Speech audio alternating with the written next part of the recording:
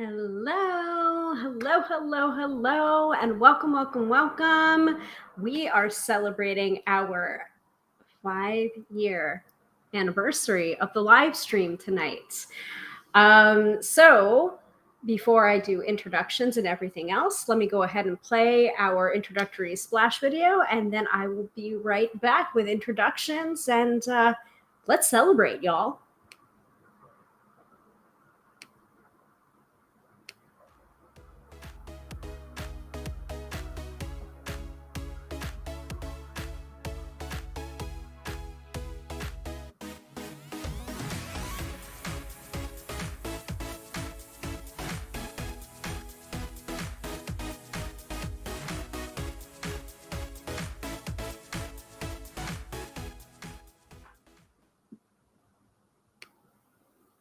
Doing some quick little tech checks before we really get started. I want to make sure that everything's working correctly.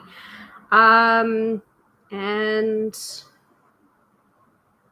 going to go ahead and view my channel on my phone just to see things are working. So, yeah, we're running probably a little bit behind on the Tuba view, but that's neither here nor there. I'm pretty used to that.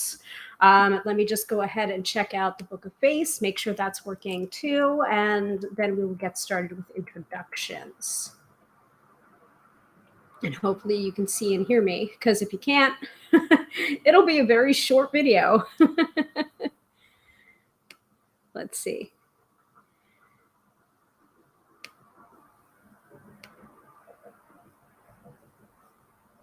All right, things are looking good over on the Book of Face. Yes, looks good. I see it. I see it there. So good news there.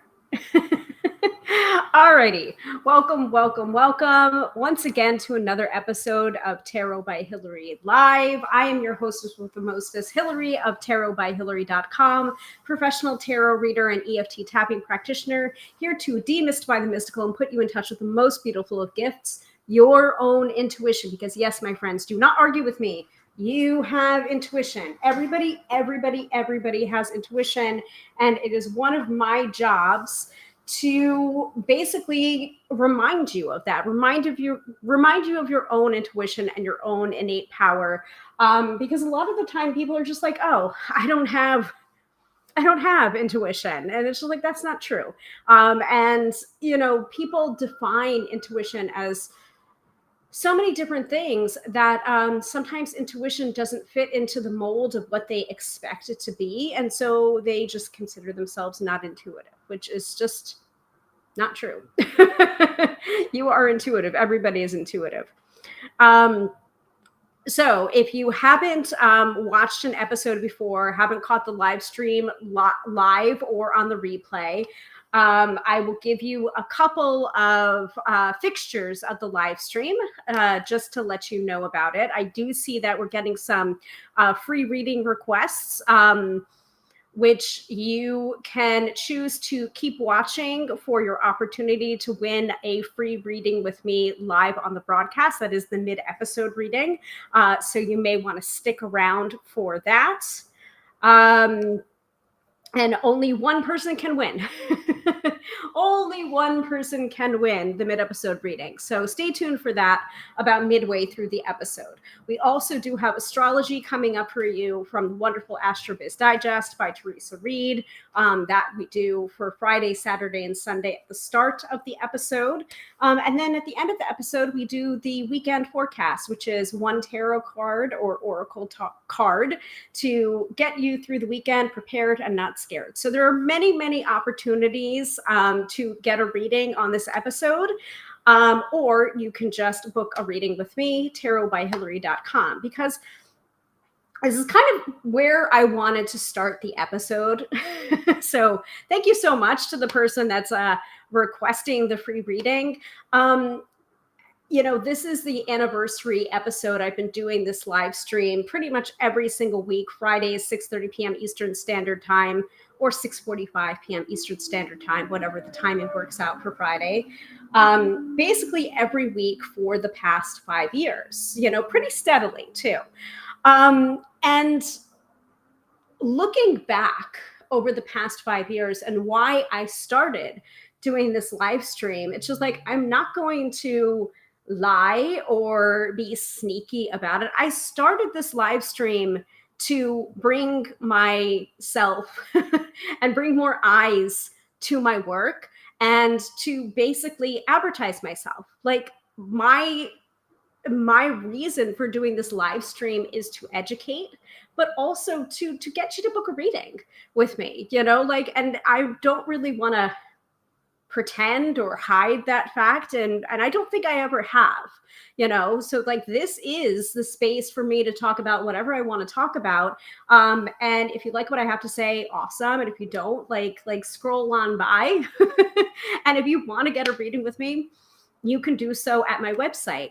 And also, this gives you kind of a taste of like how I do readings too, with the mid-episode reading. So I did want to, at this time, 5 years later, hopefully 5 more years of doing this, but at this time, I wanted to kind of go back to why I started doing this in the first place. And it was to get eyes on my work and to further my tarot business. So, and to some degree my tapping business, though I wasn't a tapping practitioner when I started this live stream. That just came, 2 years ago. So I see that Fran is here. Hello to Fran, one of our regular viewers. But yeah, like, this is our celebratory 5-year anniversary episode. I've been doing this for 5 years. And so this is a time that I wanted to welcome new viewers, welcome, and also talk to some of our regular viewers about some of the favorite episodes that they've had that I've done over the last 5 years, and also talk about some of my favorite episodes that I've done over the past 5 years. So, so wave, hello.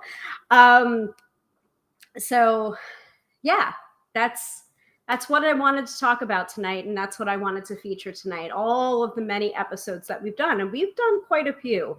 And I tried to look over the replays pretty much like, so Friday night I do the live stream, and then Saturday morning is usually the time that I'll look back to be able to, add in keyword descriptions,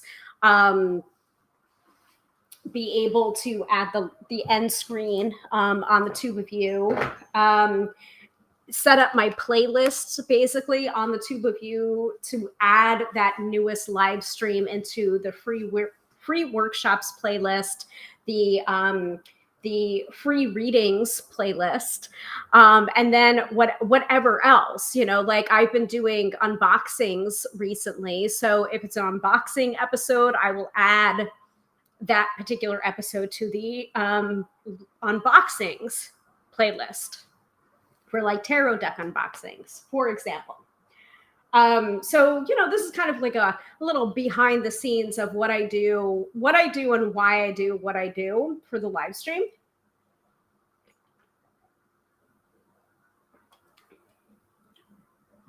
I also would say that wearing red lipstick is a commitment that I don't know if I'm entirely happy about right now, but it's a celebration, so I figured I would slap on some red lipstick for you guys as we're talking about past episodes. But looking at my tube of you is a way for me to be able to give you guys like some stats, however many videos I've done. Let me go ahead and view my channel on here so I'm able to tell you. So 452 videos. That might not be every live stream that I've done, because I've also added some tapping videos. I've also recorded some podcast episodes in video format and then done the audio format separately. So let's see. Playlist. So like I have a couple of playlists, both for the live streams that I've done and also things that I find interesting. So like I did a subliminals playlist, a couple of people that I particularly like on the tube of you, card of the day energy. So I started a new playlist on there for for card of the day, especially for what YouTube calls shorts. I have done that with the card of the day videos. So I've added stuff to there, some testimonials, requested tapping videos, interviews as well. I've done at least 3 interviews on the live stream, one with Jenna Matlin, one with Lizzie Aurora, and another with Meg Percy about different topics. Like Jenna Matlin, I talked about her newest book at that time, Will You Give Me a Reading? With Meg Percy, we talked about human design, and with Lizzie Aurora, we talked about tapping and basically the commonalities in our modalities. Very interesting things. Let's see, what else? Tapping videos, that has 124 different videos in it. Not all of those videos are mine. That's from different EFT tapping practitioners. We've done the Goddess series as well. I think so far we've only done two episodes on goddesses. So let me look at I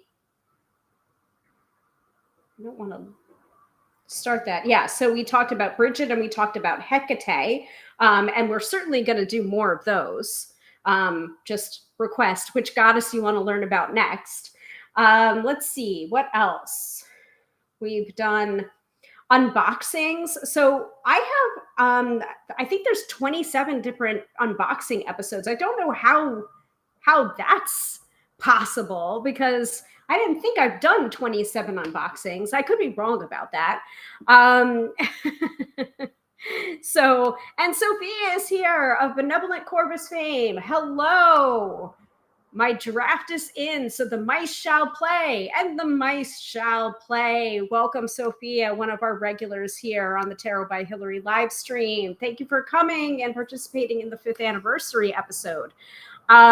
We've got the Sabbath series as well.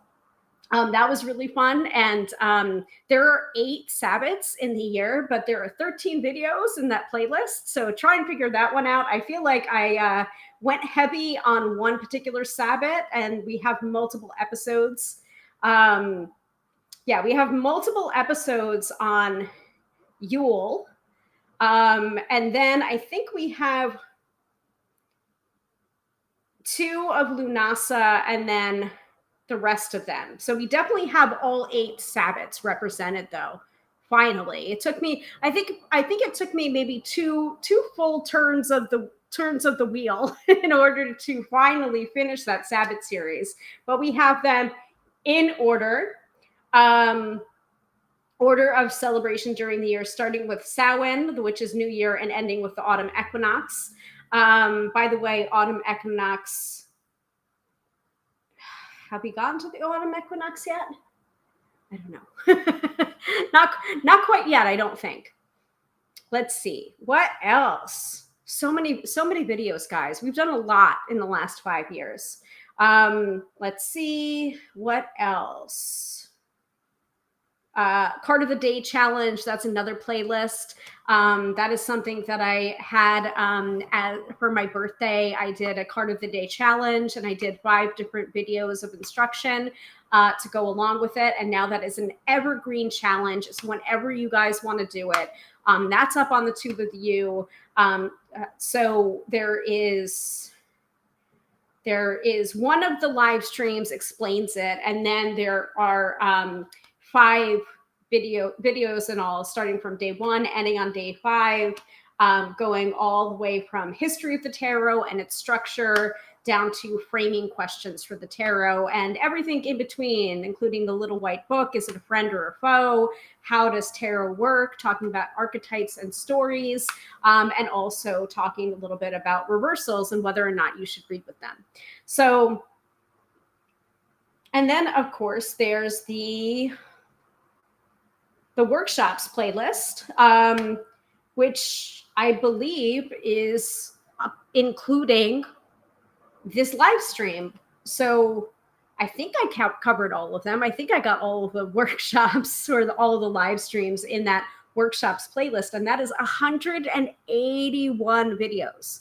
So if this is your first time here and you're just like, I never even heard of this girl, and she's like, how the heck have I never heard of you if you've been live streaming for 5 years? I don't know. I don't know what to tell you. But there are past replays available on pretty much any subject in the book, divination, tarot, getting specific with different tarot cards, information about goddesses, information about Sabbats, charm casting, spirit boards, and again, everything in between. So lots of replays out there for you, and you can always go to my channel, use the search feature. If you're wondering, oh, I wonder if Hilary did an episode on blank. Most probably. And if I didn't, you can always request a topic for an upcoming live stream, and I'd be happy to do it if I know about the topic. If not, I can always find an expert to come in and guest teach, or we can learn about that topic together. So yes. Sophia says, niche internet tarot micro celebrity. I guess so.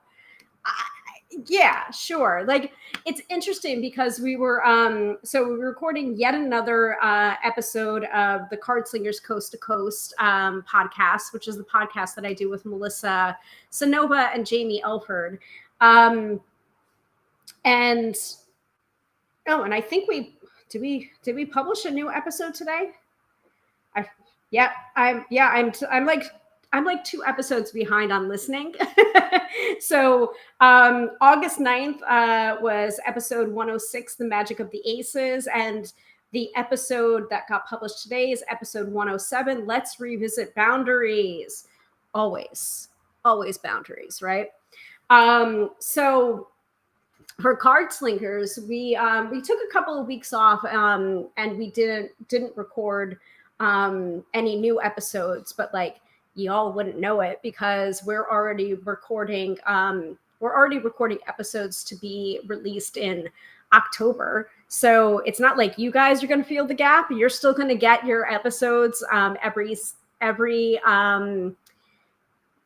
second and fourth Friday of the month. Like, you won't feel the pinch, you won't feel the gap. There are still episodes to be had.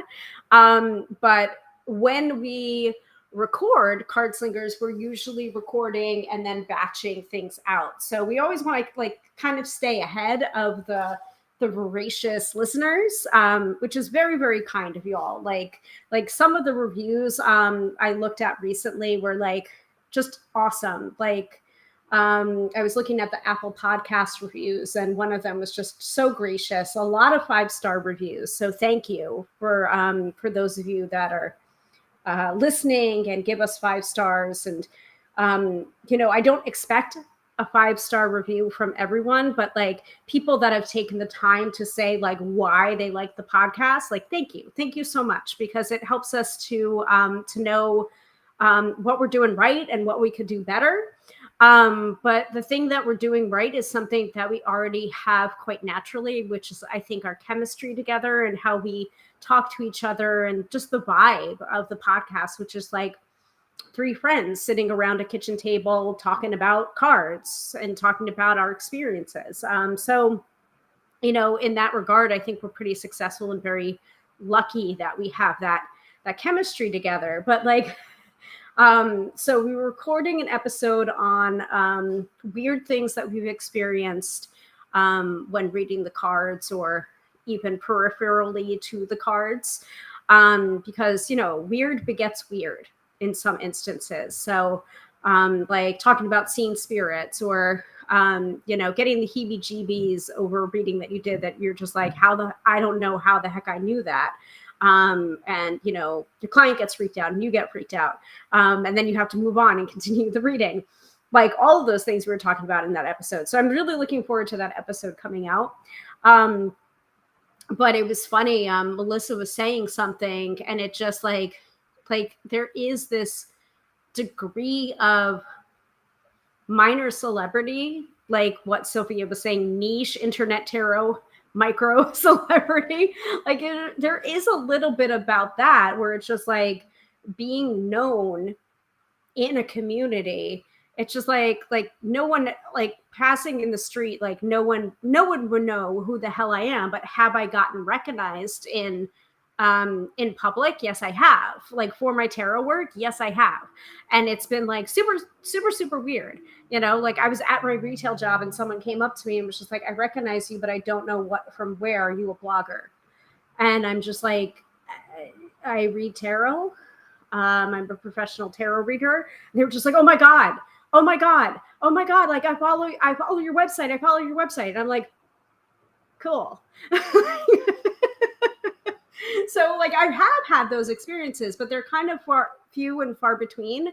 But it's nice. It's nice to be able to have that experience, but it's also like kind of weird as well. And I think like the more I do this live stream and the more I write articles on my website and the more I do professional readings or events, the more I'm going to experience that. And that's just like a part of it.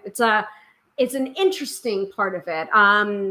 And you can see it as being negative, or you can see it as being positive. I choose to see it as a positive because I'm trying to cultivate a glass half full kind of mentality rather than, like not all surprises are bad, like not all change is negative, that sort of thing. So thank you, Dina, for segueing into tonight's topic, which is talking about past episodes. So Dina says your yearly spreads are always cool. Yeah. So the tarot reading for the collective for the year blank. We try and do that as close to January 1st as possible. I feel like one year I didn't do it because I was just like, I don't want to know. Like we did one for 2020 and I still go back to that reading from 2020 where the March card was death reversed with this and it was from the Mystic Mondays tarot deck, and it was just like this black cloud. And it's just like, now looking back, we all kind of saw it for what it was. But like, we had no idea what that represented. We had no idea. So very interesting to go back to those episodes and see how they panned out. I'm kind of curious to see what I said about August of this year. So Dina also says charming the tarot cards too. Yeah, the combination of tarot and magic and tarot and spell casting, like it's something that I'm very comfortable doing. And I've taught that class before using tarot for spell work. And I've taught it to different audiences. And I'm always finding something new in that class, something new in teaching that class to different audiences, whether it's teaching spellcasting to a tarot reading audience or teaching tarot to a spellcasting audience. Like most of the time, most people that I know that cast spells also have like a divination tool that they work with on a regular basis. So and some of them are tarot readers. Some of them will use tarot as their divination tool, but then there are some others that like don't really have maybe the fundamentals of the tarot structure, or have used a deck for divination, but not necessarily for diagnostic, for spell casting, either before casting a spell or in planning a spell, during a spell as the spell is taking its course, or a post-mortem for a spell that quote unquote went wrong. So introducing tarot in that way, or showing people that you can use tarot in a different way, is always interesting and gratifying to see like what people take away from it, what people get out of it. And when I was teaching that course, that evening class at Reader Studio, as I was writing that class, I was realizing like, oh, that spell that I thought went wrong. It's just like, well, if it hadn't went wrong, then I wouldn't be the person that I am today, or I wouldn't be with the person that I eventually married, or all sorts of things. It's a very kind of butterfly effect kind of thing where you're just like, oh, if I had, or Sliding Doors, if you're familiar with that movie with Gwyneth Paltrow, where it's just like, if I had caught the train that I missed, my life would be totally different. Or so it's just like, I feel like there was a remake that came out very similar to that, where it's just like Look Both Ways, I think, with Lily Reinhart as the central character. It felt a little bit like a remake or a retelling of Sliding Doors. So for like this generation or the generation after me. So, but it's very interesting to know that you can use tarot in a different way than you might be used to using it. So,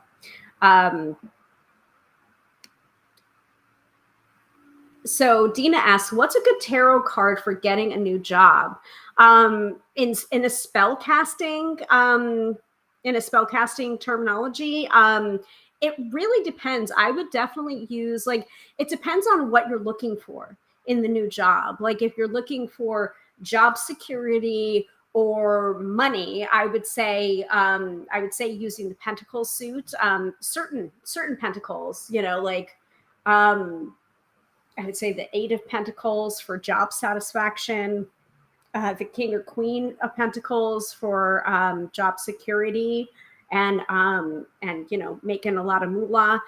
Ace of Pentacles as well for the potential for more. So, but then also I would add some cups in there too for like job satisfaction, because sometimes when it would probably be like very similar to the cards that I'm looking out for if someone was asking me like, what is the potential of this job versus this job? I would, and if Pentacles came up, I would say, like the possibility of money is pretty good, but if there was like no cups or no wands, I would be like, oh, like I don't know if the job satisfaction is there, or I don't know if like the creativity is there. And then swords, like I would not like, depending on the field that you want to be in or go into, you may want to add in a couple of swords for discernment as well. But yeah, so it's like you could, technically speaking, you could use any card, as long as you have the reason for doing so. It's like a very personal thing. Yeah. So yeah, Dina says all the aces, LOL. Yeah, I mean, like quite possibly all of the aces, because then it has like this well-rounded effect to it. You could also consider the pages as well, because oftentimes when I'm being asked about a job, and a page comes up, it can be significant of like interning or like having that beginner's mind. So it really does depend on what you want to do. Hopefully that helps. But I would say go with the Pentacles, go with the Cups, a little bit of Wands, maybe a smidge of Swords for discernment and intellect. But it really does depend on the job that you're looking for and what you want out of that job. So, but excellent question, Dina. So I wanted to go back to the yearly spread. Yeah, and also messages. Yes, pages are also the messengers of the tarot. So yearly spreads. Let's take a look.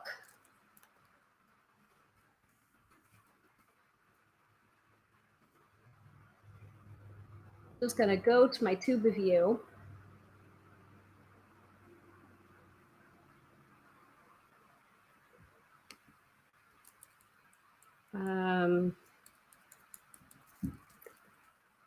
Just put in year.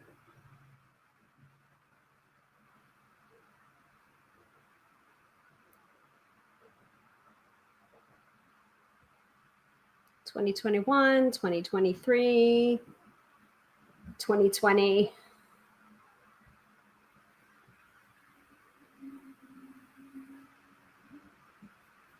Interesting. I'm not seeing 2024, but I know that we did 2024. I'm fairly certain. Yeah, 2024 tarot reading for the collected. I just worded it a little bit differently. So, can you believe that's 7 months ago?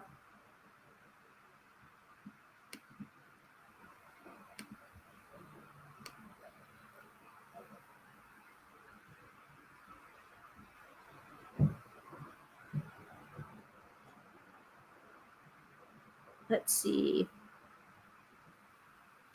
Lydia.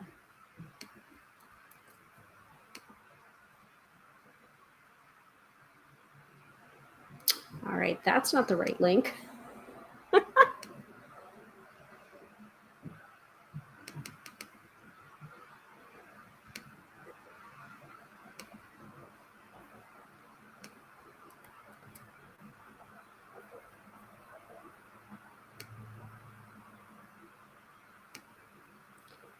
So, oh, awesome. So I was very nice to future me. Past me did make a table of contents, um, and put timestamps for each of the different months of the year. So for August of this year, we got the Queen of Wands reversed. So I can jump right to, I should be able to jump right to it. Let me see if I can do that. And then share it. Hopefully. Here's hoping.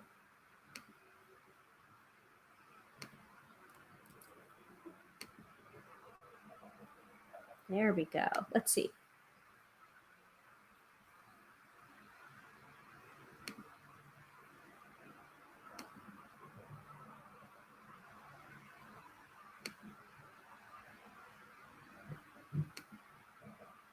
There we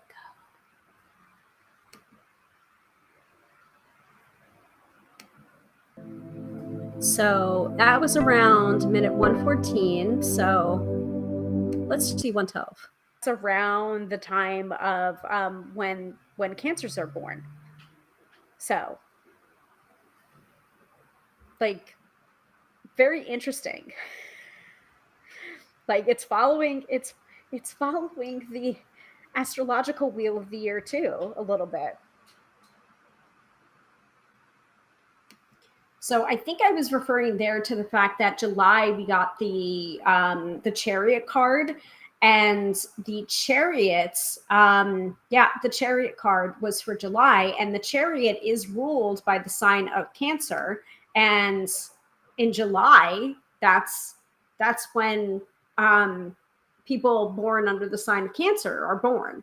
So I thought it was very interesting when that card came up, that it was an astrological match to that month.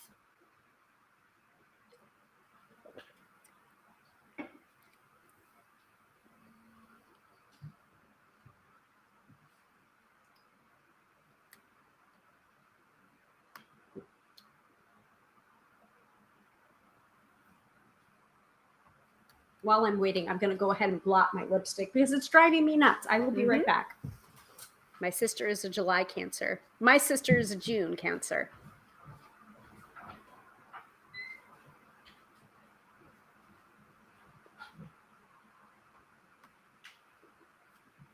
Also, because of the Cancer themes as well that's associated with this card, it could be to like I don't know, not necessarily be protective, but like it's a very like kind of home and hearth kind of energy. And then you've got the hard outer shell as well. So it's just like just be aware in your communication that it's just like just because there's a hard exterior doesn't mean that there isn't a beating soul underneath that hard exterior. Katie says, almost like take July as a time of careful thinking and planning. So in August, you can action carefully with the reversed Queen of Wands. Ooh, I like that. So moving on to that reversed Queen of Wands. Definitely fire energy there. Um, I I'm not a huge fan of court cards that are reversed, because it tends to go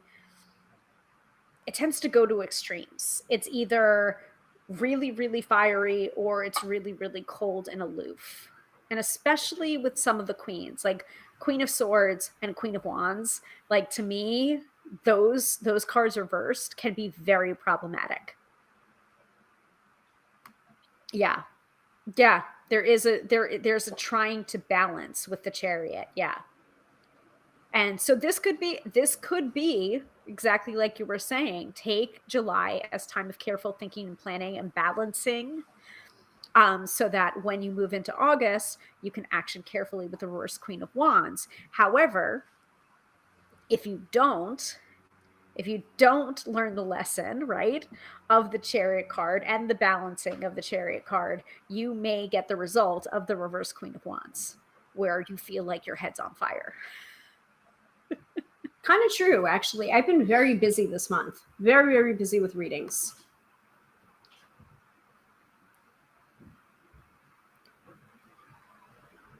Queen of Wands to me is also, she's associated with different creatives, painting, writing, acting, dancing. But her little black kitty here, like she is kind of like a witch queen. She's magical as well.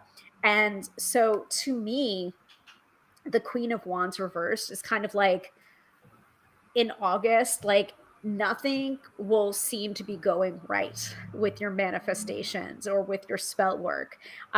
It feels like a time like what we usually do for the autumn equinox is like it's kind of like our witches' Thanksgiving, but it's like a time to chill the fuck out and like just be grateful and be in abundance for what you already have. Being grateful for the abundance that you already have and like taking a chill pill. Like I don't remember the last time I've done spell work on autumn equinox because it's not about that. Like that Sabbath is just not about that. By the way, if you're interested in learning more about the Sabbats, there is a Sabbat series on this channel. Please go ahead and check it out. Autumn Equinox is in there, as well as all of the Sabbats, all 8 of them. I finally got around to doing them. Remember, guys? I did it. I did it eventually. But you know, this card coming up for August, and then the Queen of Cups coming on the heels of that for September. It's interesting where it's just like you gotta chill out and not force. And I think that's kind of what the Queen of Wands reversed is saying. Like, don't force it. The more you force it, the worse it's gonna go for you. Pretty true. Like, Like this is trying to force it, and then the next card is just like being in flow. yeah, pretty much. Pretty much. Yep. Mm-hmm.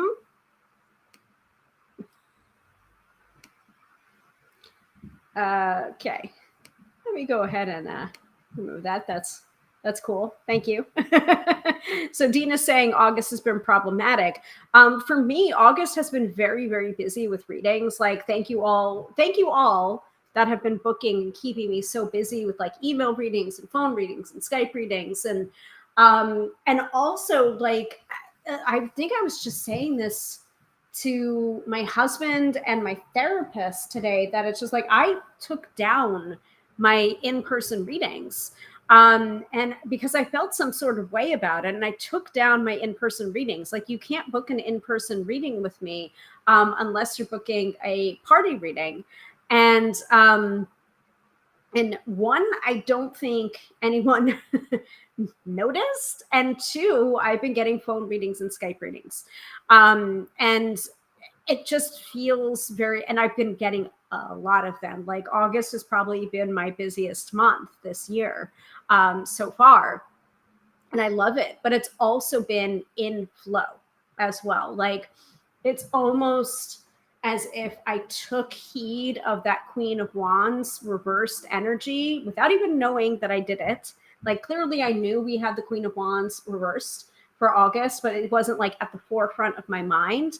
And I've just been like kind of like being in flow. And then if people book a reading with me and I'm not available, like the other day I had a regular client book a session with me, and she booked the session before I was able to block out the time on my calendar.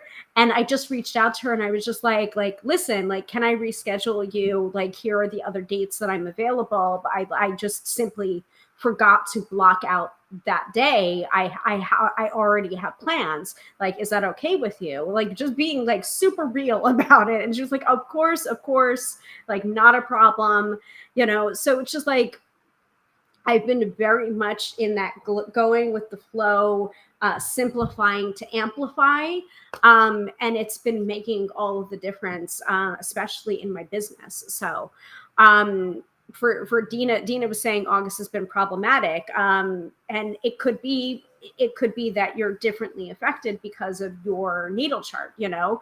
But as a general rule, we got the Queen of Wands reversed. But I would say pull another card, Dina, and see like what about this is problematic, and how can I help to smooth things out a little bit, right? Yes, and also we are under Mercury retrograde. Like, I didn't realize that when I pulled the Queen of Wands reversed for August, but like, how Mercury retrograde of you? Like, that's not something we can fix. That's not something we can change. Like, the entire month of August has been Mercury retrograde. Mercury goes direct on August 28th. It's just like, and it's just working with the energy. And if you're wondering about Mercury retrograde, we have done episodes on that as well. So I also see another person is asking, hello, can I get a reading? You can absolutely get a reading by booking at my website, tarotbyhilary.com. If you are looking for the opportunity for a free reading, you can stay tuned for the mid-episode reading. Oh, and we just launched into the episode and we never did the astro-weather. So let's do the astro-weather. Speaking of Mercury retrograde, right? Let's do the astro-weather. So the astro-weather is taken directly from Teresa Reed's wonderful AstroBiz Digest. It is $99 for a year-long subscription. Astrology in layman's terms, straight to your email inbox. It is geared towards entrepreneurs and business owners, but I have found it to be incredibly helpful in planning my personal life as well. And the link is right there if you'd like to get a copy of it for yourself. We always like to focus on here at the Tarot by Hilary live stream on Friday, Saturday, and Sunday, because we don't want to give away the farm. We want to give Teresa the business, because this is her work, you know. Dina's saying, sorry, my bad. No, not your bad, Dina. Like, thank you for getting us back on track with some of the main pillars, which is also another thing that I've come to over time. Like, I didn't start doing the live stream like this. I didn't start the live stream with the three main pillars of, you know, astrology, and then the mid-episode reading, and then the weekend forecast. It just kind of evolved organically over time. Like, and this is the beauty of doing this live stream for 5 years. You know, like, I did not have those pillars to start with, but they kind of formed as I went live every week. So let's look at Friday, Saturday, and Sunday. And also the main transits that are going on this week. Definitely Mercury retrograde is going to be like the big one. Oh my. And speaking of that, I got another reading request. So oh my. Okay. Like, this is like, I am not joking with you when I say, like, I'm sorry, when did this come through? Like 15 minutes before I started the live stream tonight. Like, guys, like, I'm not joking around. That ease, that simplicity, oh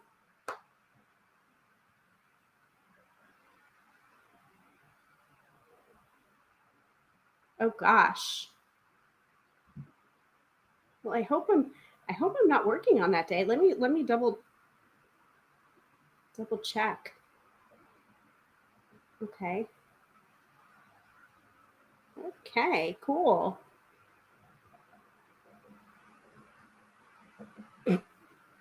Like another hour-long Skype reading or phone reading. Holy moly moo, guys. Like, thank you. Thank you so much. Anyway, um sorry for the brief pause there. Anyway, like I'm about to cry, like in a good way. Like that's just amazing, guys. You're awesome. So, all right. So overall transits that are going on from the Astrobiz Digest. This week is a doozy. Remember, Mercury is still retrograde, like as if we can forget, right? So it's best to slow down, plan for delays, and be mindful of all communication. Of course, you'll also want to back up your computer and your website. The full moon in Aquarius on the 19th is ideal for celebrating with your team. No doubt you've been killing it this year or getting your ass kicked. No two ways about it, huh? There's no little middle there. It's either killing it or getting your ass kicked. Okay. Either way, a night out to count the wins will boost spirits. It's also an excellent lunation for updating your visions for the rest of the year. Where do you want to go from here? Lay the groundwork for your next big move. However, you'll want to pay close attention. Jupiter is locked in a square with Saturn on the 19th, a tricky aspect that can impact travel, legal, and professional affairs. This is not a great time to launch anything new, nor is it wise to expand your business. Instead, play it cool, don't push, and keep changes on hold for about 2 weeks. Details matter when the sun slides into Virgo on the 22nd. So that was yesterday. You can get a lot done during this period, which lasts until September 22nd. Organize your office, map out your tasks for the rest of the year, edit your writing, and clean out your files. It feels good to create order. So let's get into the details for Friday, Saturday, and Sunday. So Friday, Mercury trine Chiron, 8:21 a.m. Eastern Standard Time, makes this weekend fab for healing conversations and inspiring speeches. If you're speaking to your community or having sensitive discussions on the down low, you can make your point in the kindest way. The moon joins this trine. Wait, I want to make sure I'm looking at the right week here. Yes, I am. Okay. Because, Mercury retrograde. Having sensitive discussions on the down low, you can make your point in the kindest of ways. The moon joins this trine at 8:44 a.m. and stations void, which means it's best to listen more if you want to find the right words. This void moon sticks around all day, so you might want to focus on tidying up loose business ends. It's also go time once the moon strolls into Taurus at 8 p.m. Eastern Standard Time. Well, it's more like go slow time. This beautiful lunation is ideal for creativity, making money, investing in your business. However, hold off on making a move until the Moon-Pluto square comes and goes. It starts at 8:17 p.m. and vanishes 2 hours later. A sun-moon trine at 10:22 p.m. is lovely for gatherings. A networking event over cocktails could seal deals with new folks. Today, Friday, August 23rd, is a power day for Aries and a weekday for Libra. So that is Friday. Everyone good? And I'm going to go ahead and take a sip of my severed lime. And then we'll do Saturday and Sunday.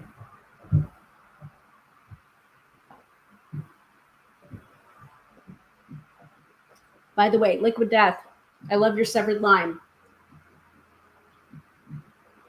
I'm happy to be a sponsor. Or I'm happy for you to be my sponsor. All right. Saturday and Sunday. Saturday's Mercury Mars sextile at 12:31 a.m. Eastern Standard Time makes the weekend stellar for marketing, newsletters, and PR campaigns. It's also divine timing for pitching the media. Woohoo! Mars will sextile Chiron at 2:33 p.m., a superb aspect for inspiring leadership. It's also here for the entire weekend, so step into the industry leader role and look for ways to heal and love up your community. Sunday is a mixed bag. The Moon-Mercury square at 9:25 a.m. opens up the possibility of communication breakdowns. It's best to avoid important conversations at this time. A PR campaign at 3:03 p.m. could go far thanks to the Moon-Venus trine at 3:03 p.m. Make sure you get your mug out there. It will pay off. Creativity surges when the Moon conjuncts Uranus at 6:15 p.m. A brainstorming session with your team at that time would be perfection. Settle down when the Moon sextiles Neptune and stations void at 9:40 p.m. Tidy your space, update your calendar for the week, and reset. Mental activity increases when the Moon enters Gemini at 11:04 p.m. Suddenly, it's hard to sleep. This lunation is for meetings, writing, social media, networking, and cleaning the inbox. If you're wired, stay up and tackle a few of those activities. Secret meetings could go far at 11:17 p.m. when the Moon trines Pluto. Connect with a mover and a shaker and plot your next big joint thing. Yay. Both days are power days for Taurus and weekdays for Scorpio. So at this time, if you were wondering, what about Monday, Tuesday, Wednesday, or Thursday? I had a really bad Wednesday or I had a weird Thursday. Let me know in the chat and I will take a quick pixie before we move on to other episodes that you've enjoyed over the last 5 years of me doing this live stream.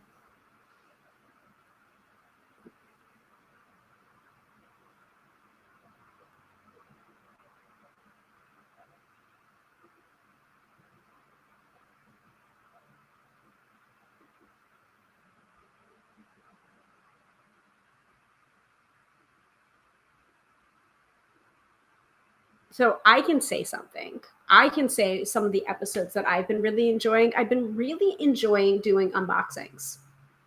And I can't believe I've done as many as I've done when I was looking really quickly at the amount of videos in the playlist, but like I didn't realize.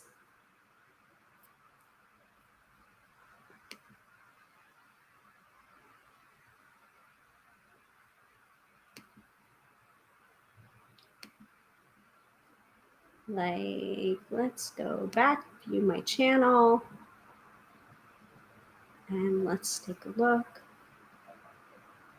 Yeah, exactly. So like I'm looking at my For You videos and they're all unboxing videos. So clearly I'm enjoying doing those unboxing videos, like Tarot of the Unexplained, which was the most recent unboxing because it's August deck of the month for card of the day pulls. Like it's my jam, y'all. Love it. It's a really cool deck. The Accurate AF Tarot, which is more of a revisitation than an actual true sight unseen unboxing, because I've had that deck since, I don't remember. I think I might have gotten it in 2019, quite possibly. Can't remember. Unboxing / revisitation of the Mystic Dreamer Tarot, because I just recently found the companion book. We also did some spread deep dives in which I teach a different tarot spread. So that one I did on the Celtic Cross. I think I also did one about the bridge technique that I can't remember where I learned it from. I still can't remember where I learned it from. I don't think it was native to me. I don't think it came from me. I tried to give credit. Nobody took credit for it. So I'm just like, all right, I'll put it out there, and I give credit to whoever gave it to me, but I don't know who gave it to me. So yeah, Dina says, I need to watch the stage cards again and your bridge spread. Yeah, the stage cards. Oh, I love that episode so much.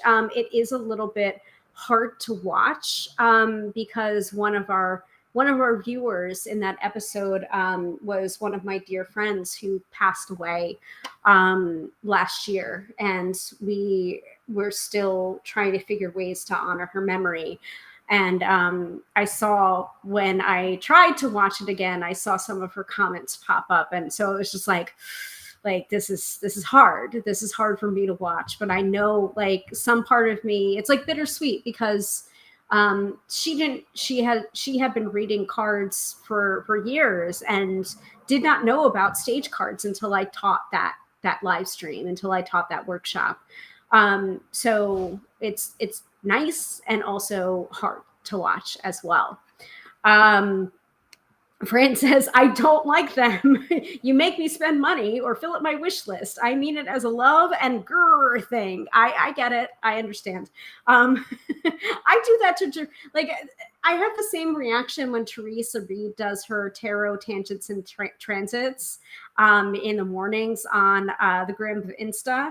And so sometimes she'll do her fast fortunes with Benny the Goat. And I can do the song too. It's time for fast fortunes. Benny the goat, Benny the goat, Benny the goat. Do do do do do do. She'll do unboxings too after the fast fortunes, and that I'm just like, all right, I'm out. Like, I'm gonna go do my card of the day because I can't see like what is it. No. And then I'll look and I'm just like, oh, I need that deck. But here's the good part about that. Like, I'm getting to the point in my tarot career that it's just like, if I'm interested in a deck, I can reach out to deck publishers and be like, do you have a reviewer copy, or can you send me a reviewer box of certain decks?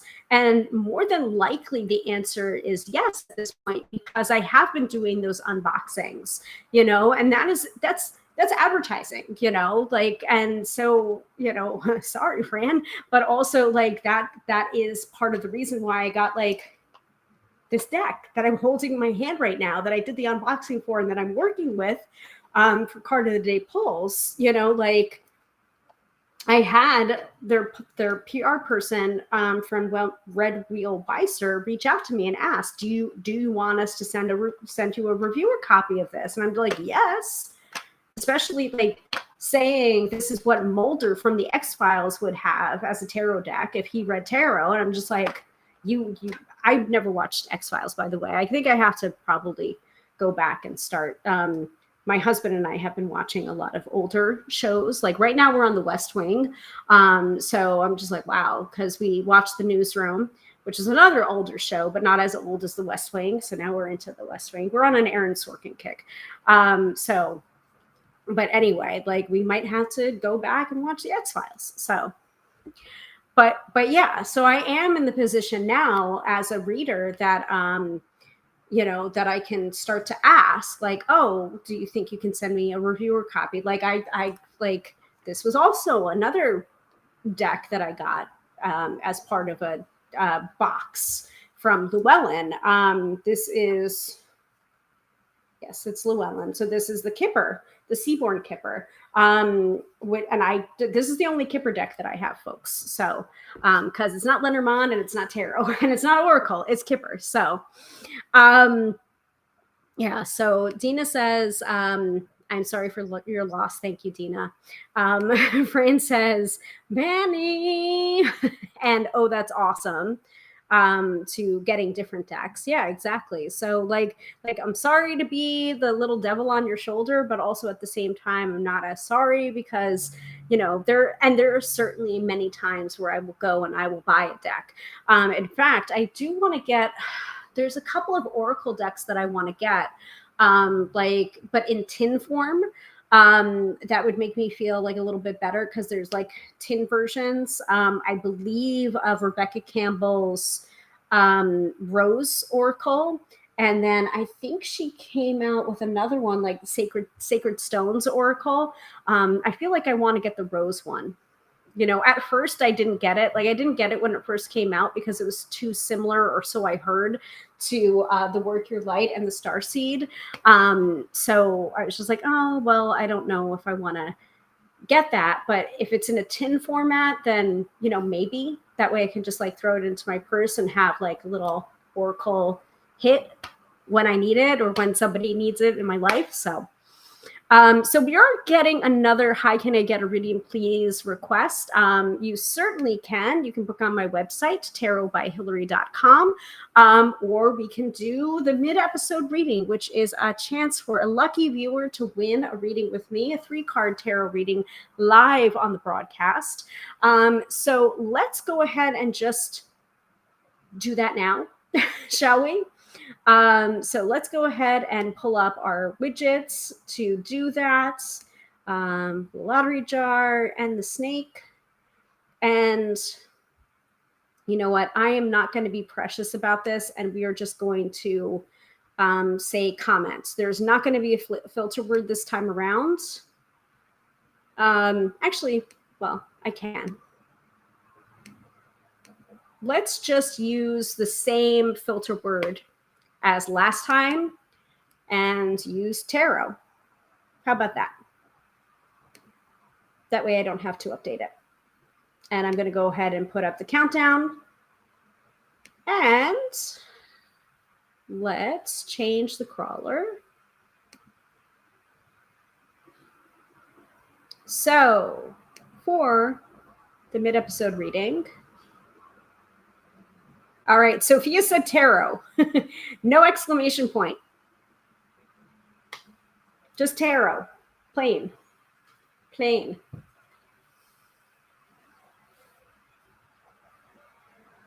And I will start the timer.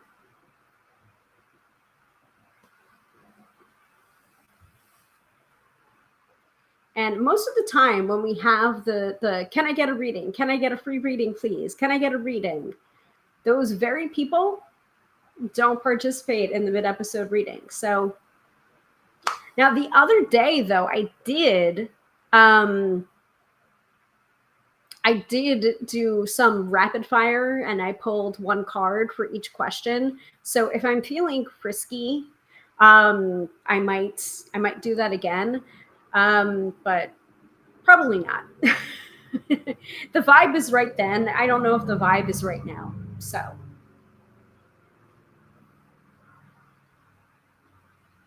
Ooh, that's a good one. That's a good suggestion. If nobody wins, can you do a spread on what the next year looks like for your lives? Yes, I can. Actually, I can probably do that anyway. I think that's a great idea, Dina. Thank you. Sophia, write tarot, just all lowercase, no exclamation points. That way you can get into the jar.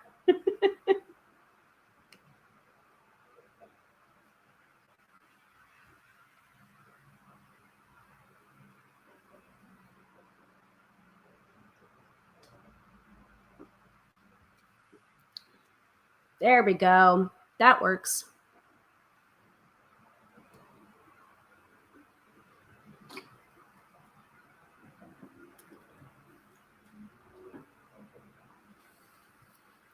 It's like my enthusiasm will be the death of me. Yeah, I think it worked already, Sophia. Just lowercase or uppercase. It's not supposed to be. It's not supposed to be difficult, but that's all right. You know, Mercury's in Gatorade, right?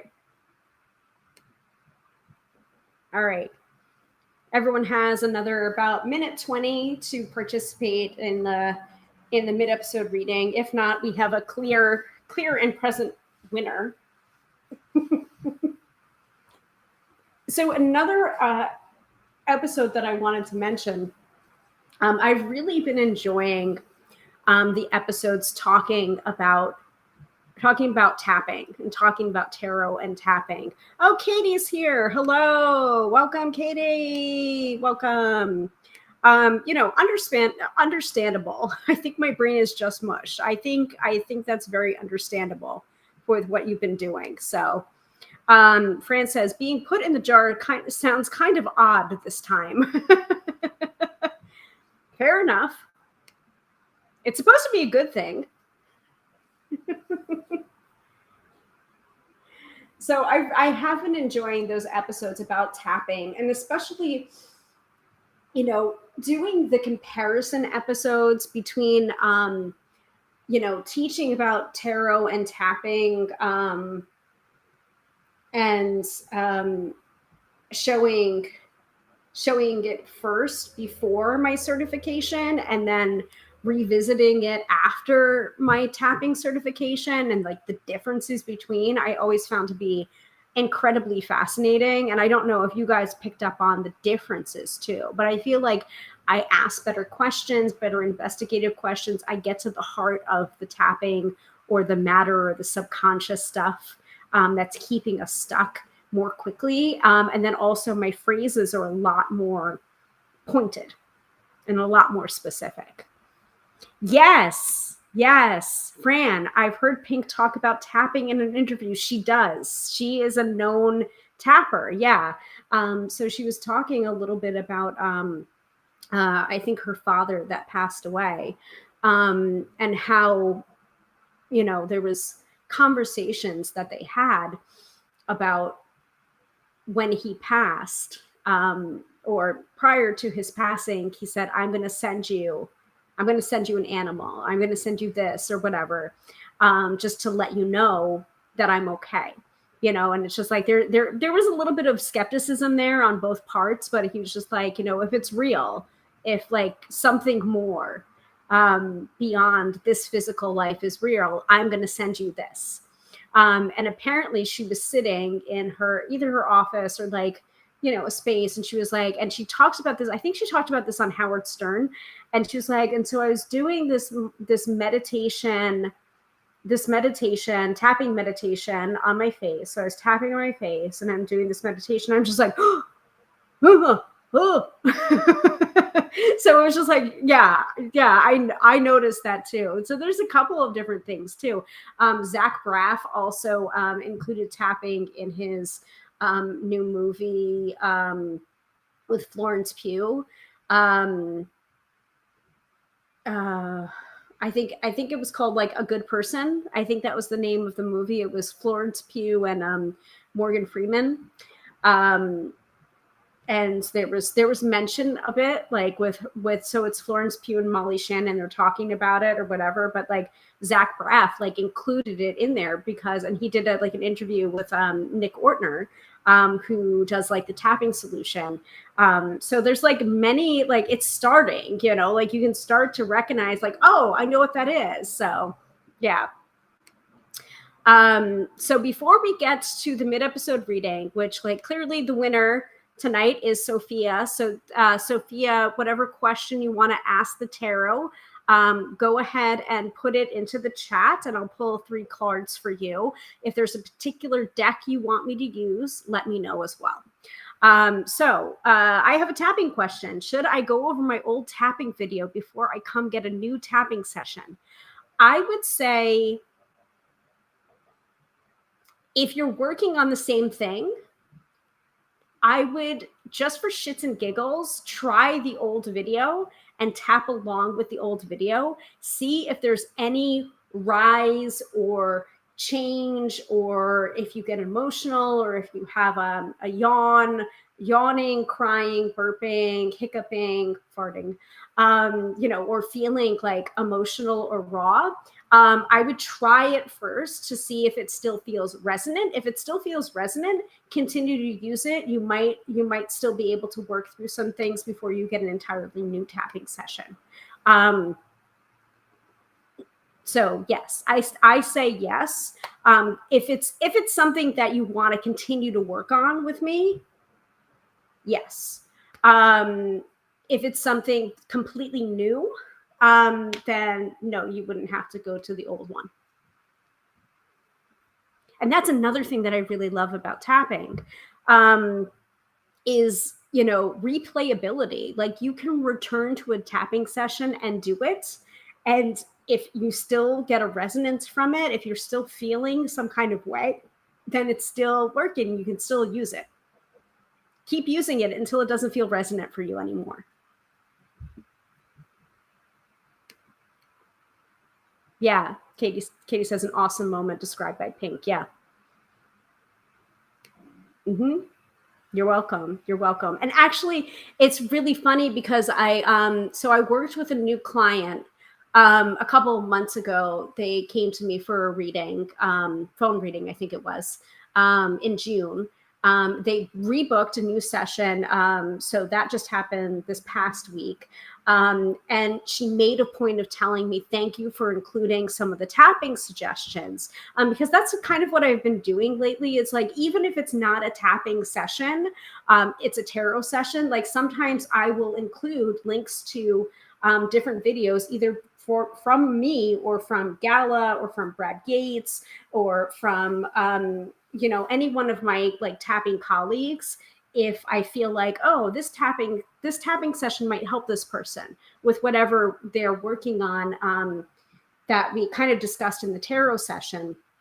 And so this person said to me, like, I really appreciate that. And it's just like, and I've never heard of this modality before. And I did it and it worked. Like, it worked. So can you send more? And it's just like, I think I want to book a separate tapping session with you. And I'm just like, awesome, cool, So it's like, even if you're not booking a tapping session with me, or like, that's not why you came to see me, if I know of a session that I think might help you, I'm just going to send that along, like with the recording of your reading and the cards that I pulled. So anyway, but I'm always open to tapping questions as well as tarot questions. So thank you for asking, Katie. So reading. Sophia asks, what do I need to know to prepare for this next chapter? Moving back to the States, PhD, apps, all of the, okay. Any particular deck that you want to be read from, because I am most likely going to give you an oracle card as well.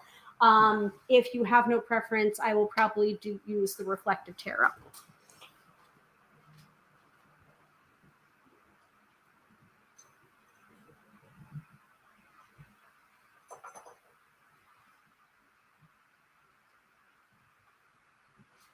It's very warm and humid in here. I don't know if it's supposed to rain. I thought so. Dealer's choice, Sophia says. Okay, so reflective tarot it is. What do you need to know to prepare for this next chapter? Oh, let me remove the crawler because we're there.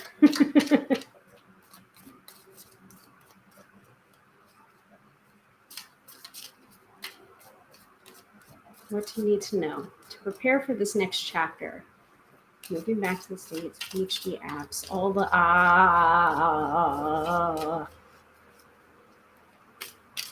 I swear it's helping. It's helping me to put the energy into the cards.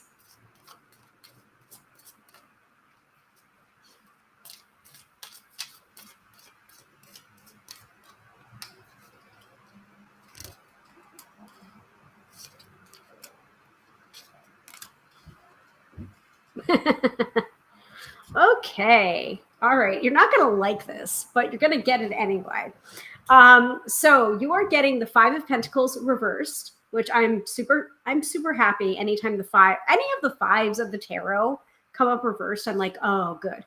Like the 5's energy, numerologically and also numerologically in tarot deck, they're not comfortable. The 5s are not comfortable.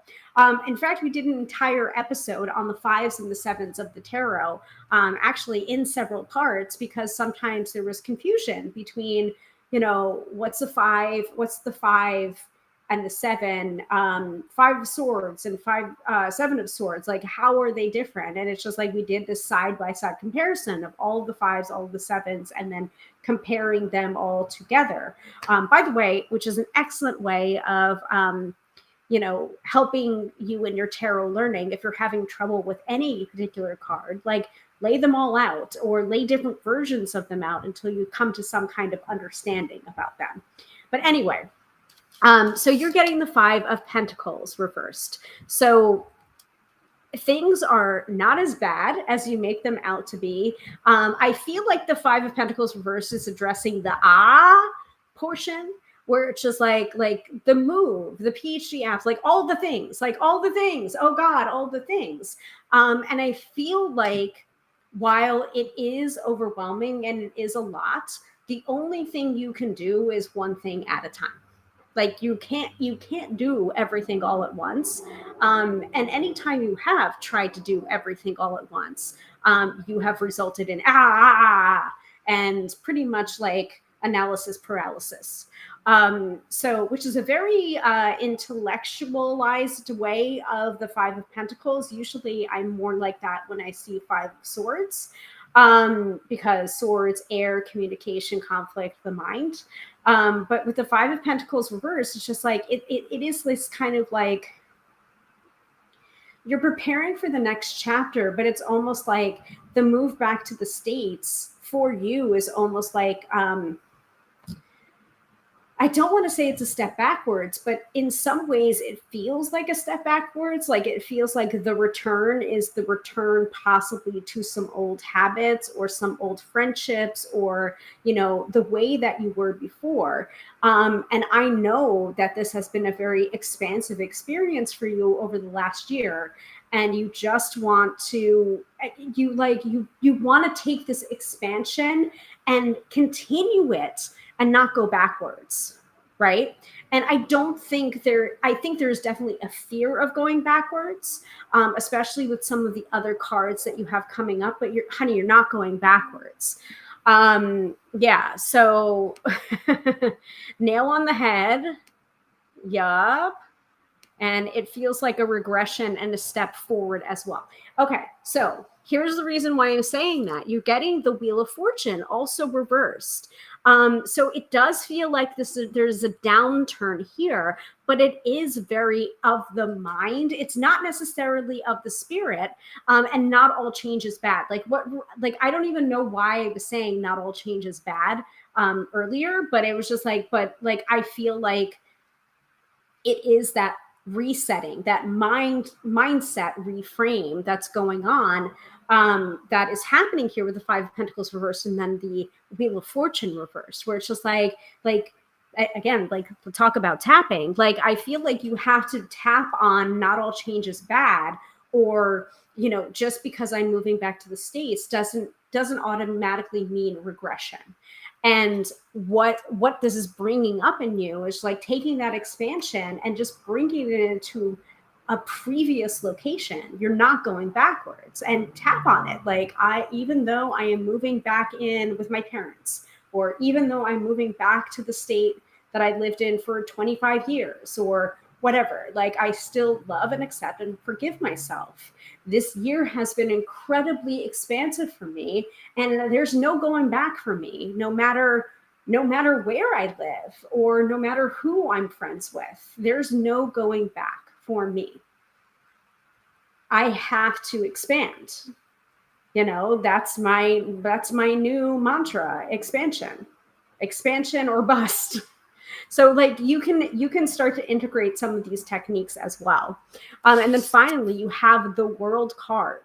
So to me, that the World card is a card of completion, of coming full circle and integrating to move on to the next step. Now, it's not coming up reversed. If it was coming up reversed, I would say like there's still stuff you need to integrate before you move into the next step.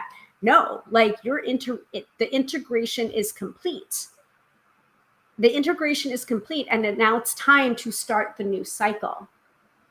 But also the World card coming up for this question, it feels as if it's just like this is not the last time you're going to travel. This is not the last time you're going to feel like a world citizen. Like it just feels like you felt like a world citizen. Like it's just like I am not an American. I am a citizen of this world. I am a citizen of all cultures, all creeds. Like this is not like I am not like, it's not that you're not patriotic, but it's just like I am a world citizen. And to me, there are going to be more experiences coming for you that is going to solidify and confirm that for you. So what to know to prepare for this next chapter? It's just like you done been preparing. like how much more prepared can you be? You know, like I feel like that's part of some of the stuff that you're working through too.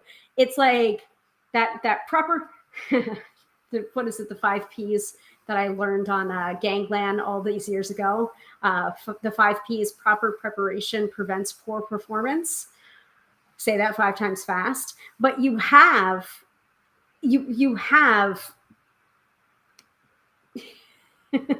Sorry, cosmopolitan. Yes, exactly. You have already, prepared. You're as prepared as you're gonna get. Like, what do you need to know? You're as prepared as you're gonna get. Sorry, Virgo. 100% Virgo learns to let go. LOL. So, do you actually need an oracle card? Probably not, but I'm going to give it to you anyway. And we're going to go with the Moonology this time around because you're mentioning Virgo, and I will laugh out loud if you get a Virgo card. It would not surprise me. The other day, when I was giving a reading,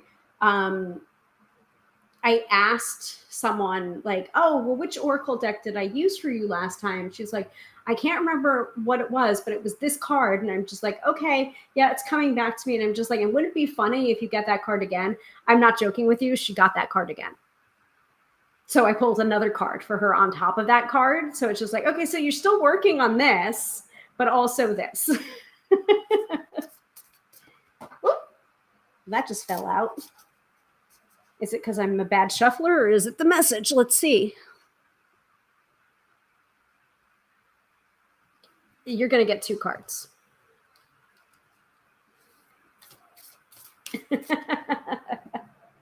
And Katie's saying, feels like we should cheer. Virgo card. Virgo card. Well, the first card that you're getting is Luck is on your side, New Moon in Sagittarius, which is not necessarily going to match with the actual moon cycles that are going on right now. Like, think of this as an oracle deck, because it is.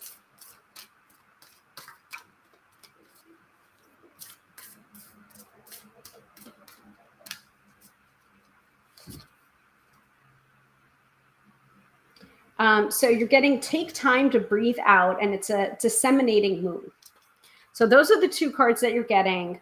No Virgo cards, but maybe in the companion book. We'll have to look. So Sophia, you have Luck is on your side, New Moon in Sagittarius with that bow and arrow.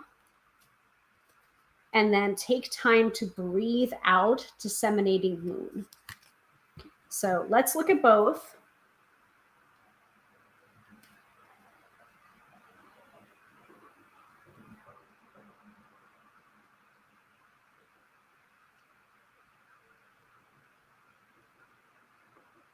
Whatever is coming your way, it looks set to put a smile on your face. The new moon in Sagittarius can mark the restart of fun after a period of feeling low. The energy is adventurous and even willing to take a few risks, but be careful you don't bet the farm on something here, as the Wheel of Fortune is still spinning. And you got the Wheel of Fortune card in your reading too. So like further emphasis on that, right? This card is about exploring life metaphorically by exchanging big ideas with others or just thinking about your own philosophies. Perhaps it's time to change your mind about something important. It can also signal that a trip away is coming up, or if that's something you're working to achieve. But the overall message of this card is that whatever happens next will be some sort of gift, even if that simply means widening your world view. Wheel of Fortune and world, both mentioned in this card in the companion book. No wonder it fell out. So count your blessings, literally, write them down or say them out loud. You need to laugh more. This is a wonderful time to start a course of study or teaching. Don't be narrow-minded and start a week of gratitude practice. Sagittarius is the sign of fun, travel, exploration, and the great cosmic quest. It's the sign of big ideas. Its energy is expansive, upbeat, lucky, and divine. The new moon in Sagittarius exudes all of this, as does this card whenever you draw it. Nothing is set in stone with Sagittarius, and an optimistic energy could attract all manner of good things if you tap into the energy by expect the best. Expect the best.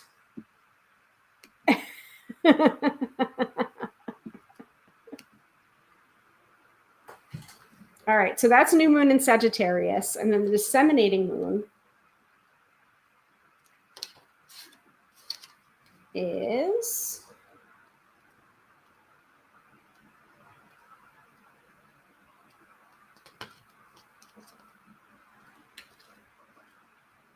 I guess it's a moon phase.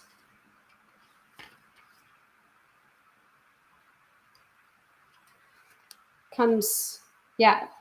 comes directly after the full moon. And actually, I think that's correct right now, that the disseminating moon is happening right now. We just had a full moon.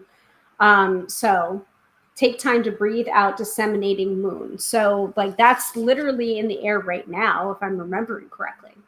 The intensity of the full moon has abated, and what are we left with? That's what this card is asking you.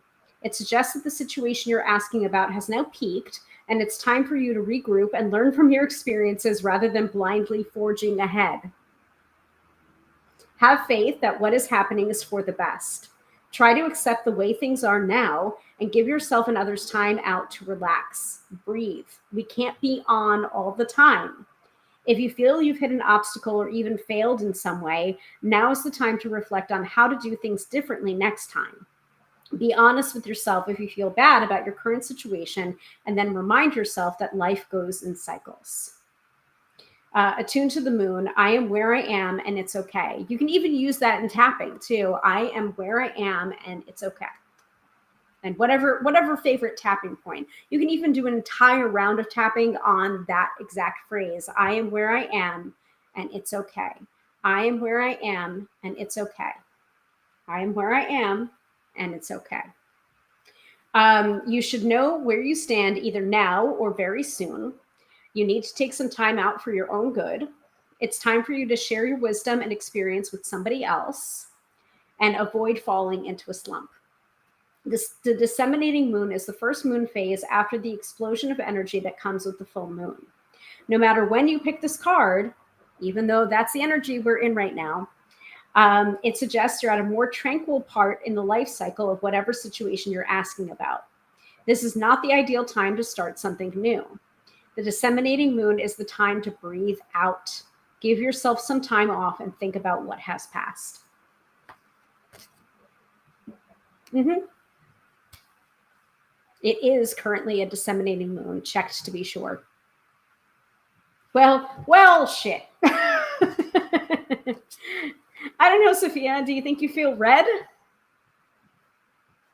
Both in the tarot sense and in the, I guess, is that something that drag queens do? Red?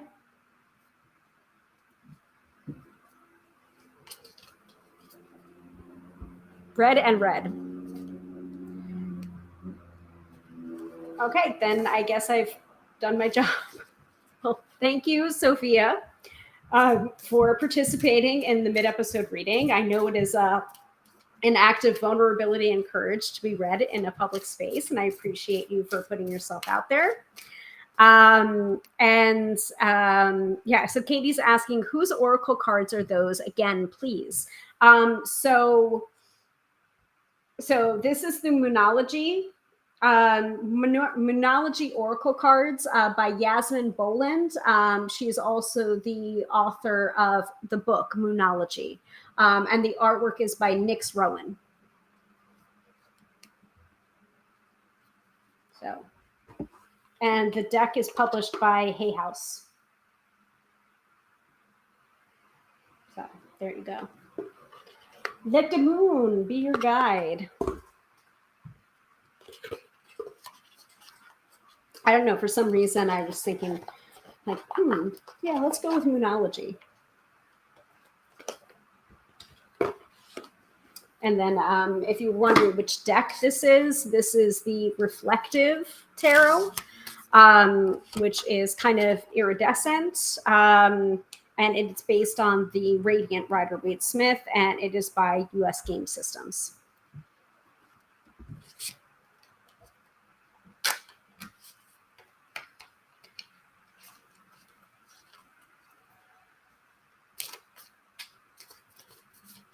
Can't remember where I got this from, actually. I think I bought those myself. So I was just like, I think I need a mini deck. So Fran says, I love them. I have them in my collection. Yeah, they're really good. Katie says, you will be in a new awesome phase, Sophia. I agree. Dina says, I have cards without guidebook. Need that. Yeah. Yeah. You are welcome. You are welcome. So that's the mid-episode reading. Thank you all for participating. And if you didn't win this week, then you'll just have to try again next week. You have to tune in next week. So let me turn this off.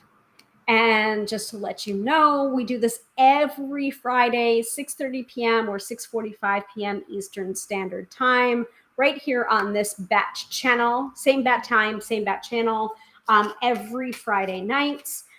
So please make sure to follow, subscribe, click the bell for notifications, all of the things. And if you want to book a reading with me that's longer and more in depth than that, you can certainly do so at tarotbyhilary.com. That is the only place you can book a reading with me and accept no substitutes as well, because that's another episode that I really liked. And I don't even remember when I did it. It could have been this past year, it could have been last year or 2 years ago. We had a rash of impersonators and spammers and scammers and charlatans. So I did an entire episode on that and how to identify that kind of person, because there have been people that have been popping up and been using my name, my likeness, and then messaging people saying, Grand Rising, beloved, I felt called to give you a reading, and da da da. And it's just like, and it's not me. And the reason it's not me, like, yes, you can interact with me on the Gram of Insta or the Book of Face. You can definitely interact with me in messages, but like, I don't talk that way, and I'm certainly not reaching out and messaging people individually saying, I feel called to give you a reading, give me money and I'll give you a reading. Like, that's not how it works. Most professional readers don't do that. We don't have time to do that. We don't have time for that shit. Like, this is what we do have time for, is doing a live stream or doing podcast episodes or reminding people of where we have our work, where to book a reading. Sometimes we'll do like live readings or free one-card pulls, on different platforms, including the Talk of Tick or the Book of Face or the Tube of You or the Gram of Insta or wherever. But, the reason why we do that is to drum up business for main readings, for one-on-one readings, but we're not going and soliciting one by one. Our work kind of speaks for itself. And if you're not someone that believes in tarot readings, then like scroll on by. Like clearly this live stream isn't for you. If you don't believe in tarot readings or you think it's the work of the devil, like clearly I do not do this live stream for people like that. I just don't. I do it for my people. I do it for the people that tune in every week. I do it for the people that I read for. I do it for the people that are interested in learning tarot or some kind of divination. I do it for the people that want to connect to their own intuition. So it gets really frustrating to hear that like people have been scammed out of money in my name. Like, that's horrible to find out. And it actually happened to someone that I like know in real life, in person, and they ended up losing money because they thought they were talking with me. So sometimes these scammers can be very smart and can trick you. But if the email address doesn't match up to my email address, then don't send them money. It's just like, I can't get that back for you if you do so. So it's just like, it's much more, it's better over the long run if you're discerning in the front end before you part with money. And this is, again, the reason why I only book through my website, tarotbyhilary.com, and through my scheduling app, Acuity Scheduling, which is integrated onto my website. that's the way to book a reading with me. Like, can I book readings manually? Of course I can book readings manually. However, why would I do that? And why would I do the back and forth when I literally pay for a scheduling app so that you can book the reading at a time that both I am free to do your reading and you are free to accept that reading. So that episode, while on scammers, spammers, and charlatans, while I didn't want to have to do it, I feel like it's a very valuable episode to watch, especially if you have seen a rash of people popping up or have gotten a message from someone like that saying, Grand Rising Beloved, I feel calls to give a reading to you, or you have a curse put on you, or whatever. It's just like, I don't talk like that. So clearly it's not me, but if it's not clear, you can always reach out to me through my website and be like, hey, I got a message from you. Is this you? And I will either answer yes or no, because most likely it's not me. You know, like many of you have interacted with me privately via private message. You know the difference, right? You feel the difference. So, and you're smart. And I don't want you to be taken advantage of. So that's another episode that, while I'm not happy I have to do it, I'm also happy that it exists, just in case, you know?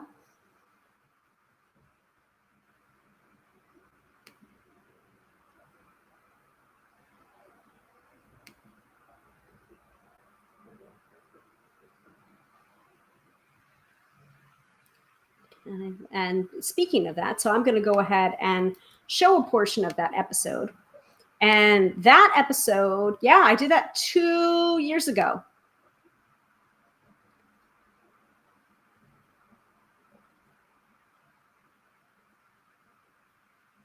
Mm-hmm. January 14th of 2022. So, yes, exactly. And that's another feature of it, Katie. It's very cool scheduling app. It does the time zone differences for you. Exactly. Like it does, like, it doesn't give the reading, but it does everything else. It does all of the boring, scheduling stuff, and also sends reminders as well. It integrates really well with Zoom or Skype, or it's very, like, I love Acuity scheduling. I love it. I started using it I think 8 years ago, and the first time someone booked an hour-long reading with me, it like paid for itself. And I'm just like I'm not going back, because there was this whole back and forth of like trying to get it, like having to do this stuff manually, having to book a reading manually, and like nightmare.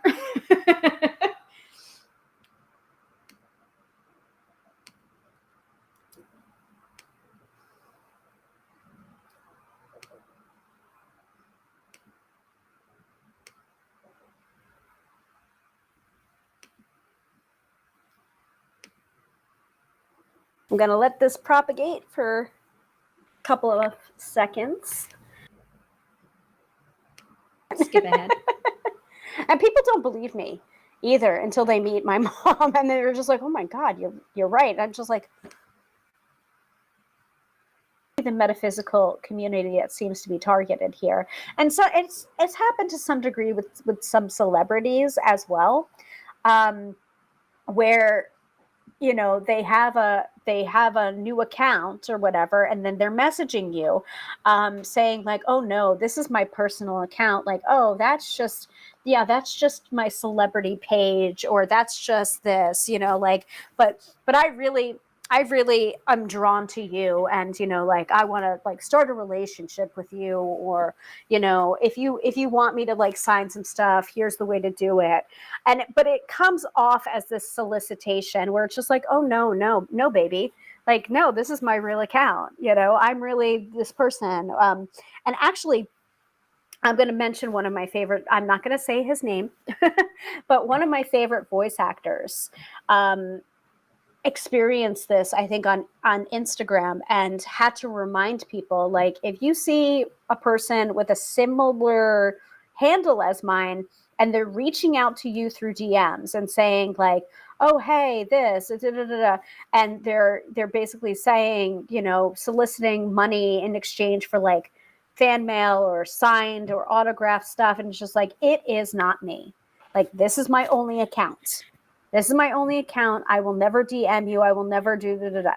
And I know that this has been happening with bigger celebrities than that, where it's almost like they're targeting women to get like nude pictures or something. Like, no, I'm really Ryan Reynolds, and I feel drawn to you, and da da da, and send me a picture of your tits. Like, okay, don't fall for that. So that's been happening with celebrities, and you know, a little bit of that. What's also been happening with metaphysical people, and this is what I can really speak to here, especially people that offer readings or Reiki or some. I'm just going to wait for this to pop up. Katie says, haha, if you are in the K-pop fandom, that real impersonators happens a lot. We all laugh at it. Mm-hmm. Some kind of exchange service for money. People have been duplicating their accounts, either completely wholesale and grabbing all of their images from the first like 9 images on their feed or whatever, no caption for each of the images, or they've been copying the image captions verbatim, and they've been creating a completely separate account with either a 1 or a 2 or a 3 or an underscore or a misspelling, and passing themselves off as that reader, and then DMing people. And so now, thank you, Jenny, for providing this. Here's a great example. Here's a DM I got recently. Drawn to you, the beloved. Welcome to my profile. Would you like to be considered for a reading? There's many other different variations. I mean, I gave one of the variations of the wording in the description for this episode, which is Grand Rising Beloved. Now, maybe some people talk like that. I don't know. I don't talk like that.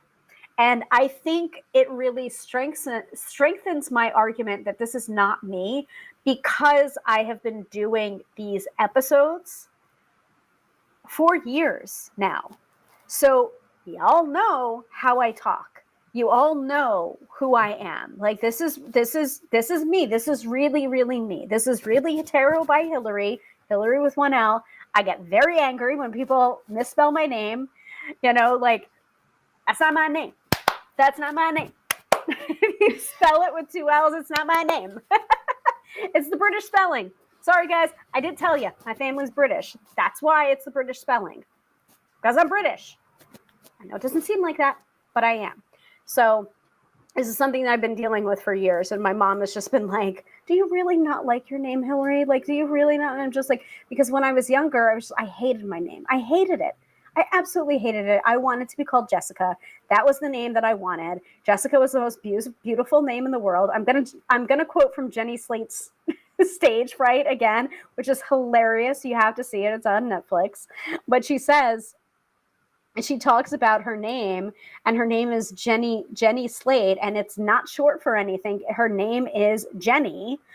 And she was just like, it's not Jennifer. It's not then, because her mom was just like, oh, well, I think she grew up in Massachusetts. She's like, because we didn't want you to be called Jennifer, you know, with the accent. And she was like, what? So Jenny or Jennifer was the only 2 options. But she says, like, in her stand-up, and just like, I just want to say that Susan is the most beautiful name a woman can have. And it just makes me cry laughing, because, you know, for some of us that really grew into our names or didn't like our names at first, you know, like, that's kind of what our experience was. Now I love my name. I love it. But I still do experience people misspelling it because they just don't know, even when it's right there in front of them. Even I'll save you the diatribe, but this episode also has a point-by-point description of fake profile and how to spot. So this fucker.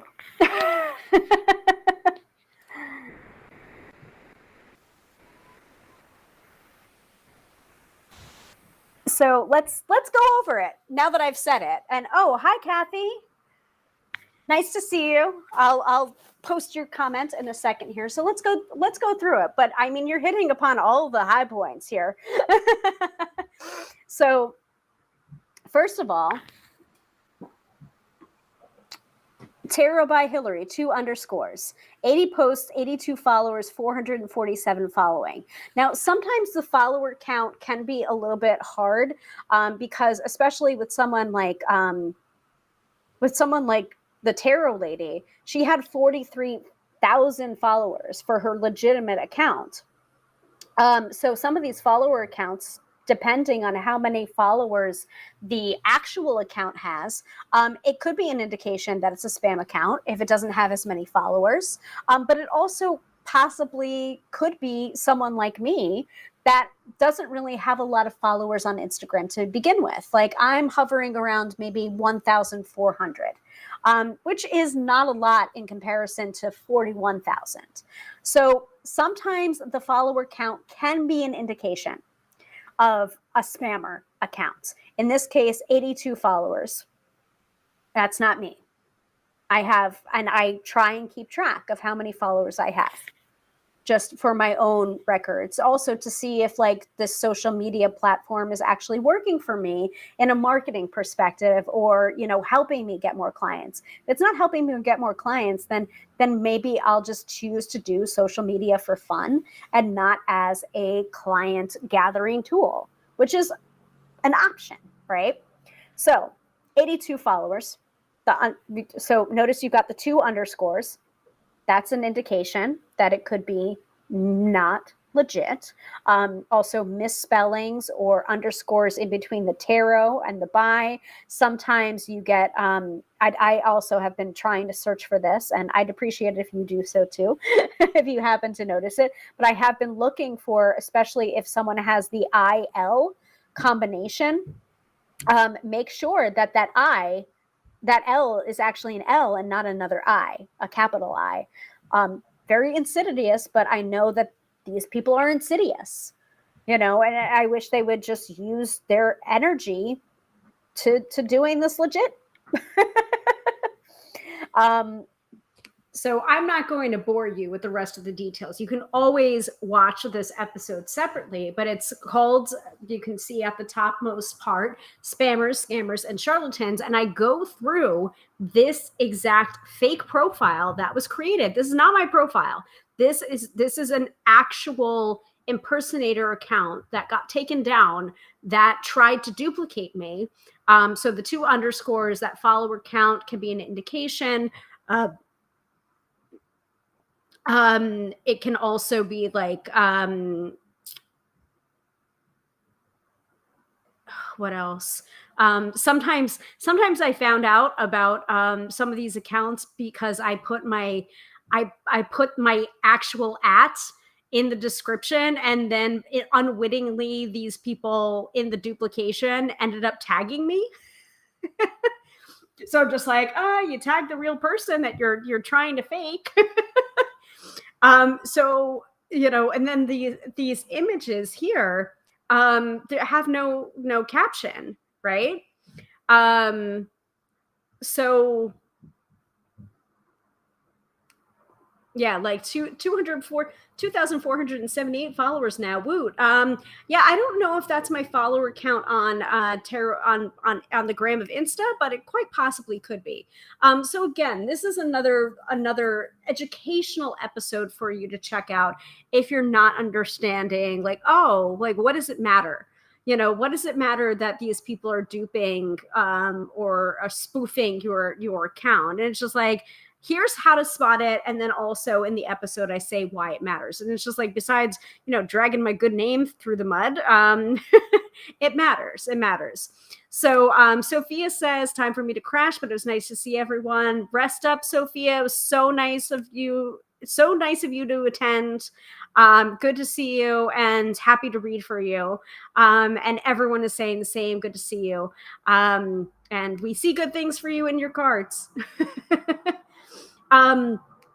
So that's another example of an episode that, while I didn't enjoy having to do it, I think it's a very important episode.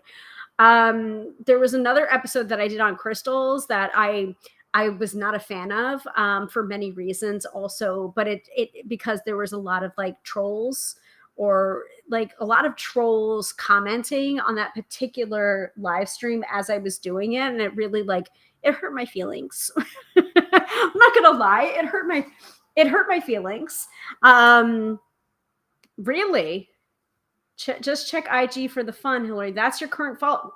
You serious? How did I get over 2? I thought I was hovering around 2,000. That might be the amount of people I follow.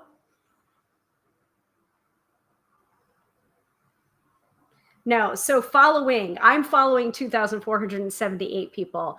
People that are following me, 1,975. So I haven't cracked the 2,000 mark yet, but I appreciate it. That's who I'm following, not my followers. But thank you, Katie, for the vote of confidence. I'm fairly sure I'm going to crack the 2,000 mark soon.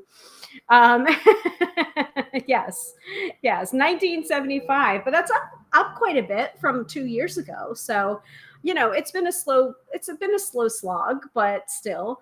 Anyway, but that particular episode, and then also the crystals episode, like dealing with trolls, dealing with spam accounts, and that's all things that I have to deal with. Like, my eyes wanted to make it bigger. Well, thank you. I appreciate that. Because honestly, like these live streams and like viral videos and amount of followers, like honestly, that is to some degree vanity metrics. It's vanity. It's not necessarily what's going on with your business. It's not necessarily an indication of a successful tarot business. What is an indication is clients, people you're reading for, people that are happy to pay for your work, regular clients, like that's really how a business is built. Business is not built on viral moments. Business is not built on vanity metrics like how many followers I have. It's nice. It's certainly nice. It's a little pat on the back to my ego. But ultimately, the number of followers that I have does not necessitate how much money I'm making, how many clients I am able to help.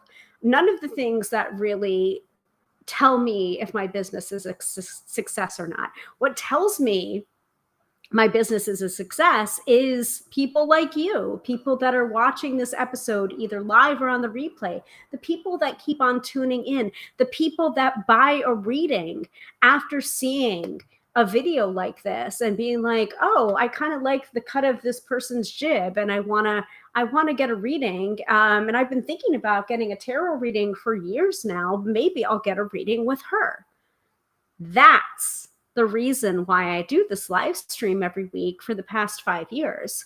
And it's also to educate, to have fun, to edutain as well. I've said that before, where it's just like we can have fun. We can have fun while learning this new skill of tarot, and also showing people that it's just like, just because tarot's my way in, just because my name is Tarot by Hilary, doesn't mean that there aren't many other different divination choices for you to access your intuition. There's many ways to get into your intuition. Tarot happens to be the way that I did it.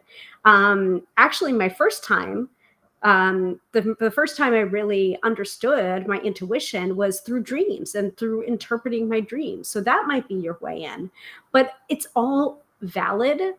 It's all valid. And I'm here to educate and entertain. And maybe you book a reading with me, or maybe you book a tapping session with me, or maybe you enjoy these live streams and get something out of it that you can't get anywhere else.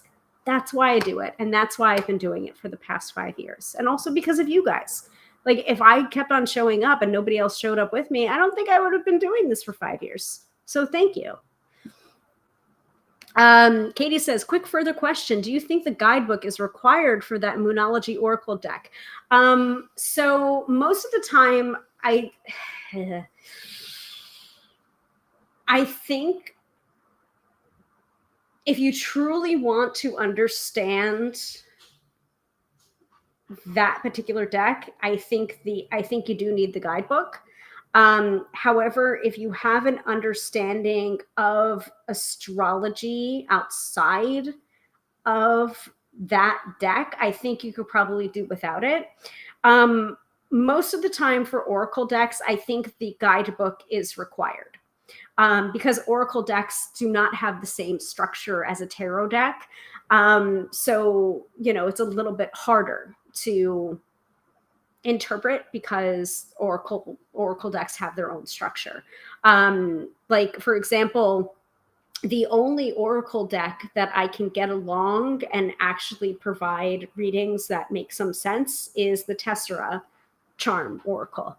For some reason, I have a connection with that particular oracle, and I don't know, something about the language of that oracle speaks to me, and I'm able to, interpret pretty well. So if you have that kind of relationship with the Moonology Oracle deck that I just described, then more power to you. But I think you have to gauge that for yourself, Katie. Most of the time, though, I recommend having the guidebook for Oracle decks because they have their own structure. So,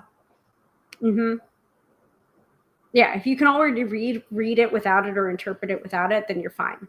Like there's one particular Oracle, two Oracle decks that I'm just like, I can't read with because I don't know where I put the guidebooks, or I never had the guidebook to begin with. The Heart of the Fairy Oracle by the Frauds, that one I need the guidebook. And then I think I got this at a Reader Studio deck swap table. I ended up getting the Fairy Oracle, which was their first deck. My first deck of theirs was the Heart of the Fairy Oracle, which I did get the guidebook. And I found the Fairy Oracle on the deck swap table, and I got it, but it didn't have the guidebook with it. And it's just like,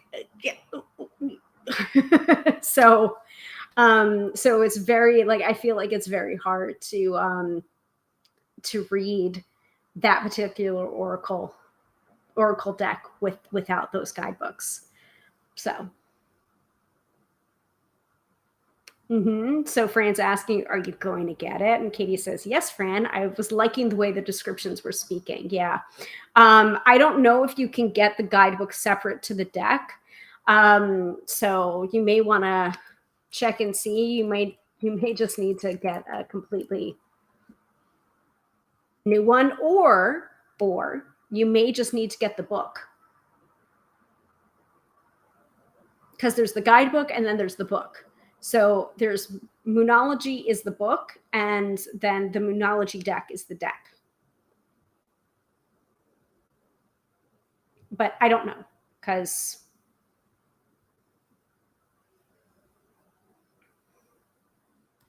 but if you like what I said, then I believe that's Yasmin Boland's words. So I'll put the link in here to Moonology. But that's the book itself. That's not the guidebook for the deck. So.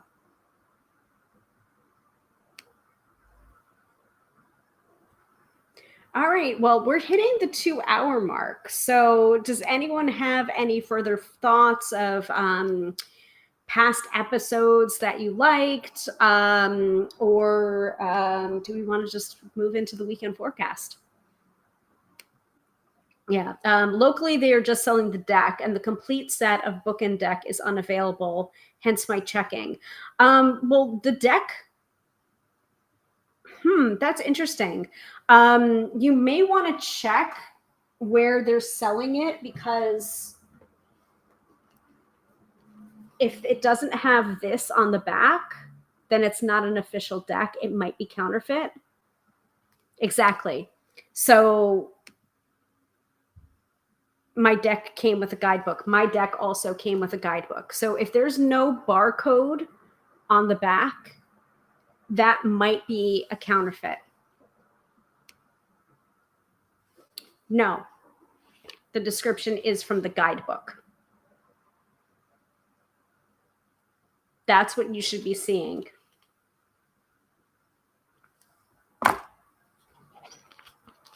So this brings me to another topic that I covered on a previous episode about counterfeit decks. Now, I'm not saying that that's a counterfeit deck, Katie, but you may want to double check what your deck looks like. If your deck has a QR code instead of a barcode, it may be a counterfeit deck.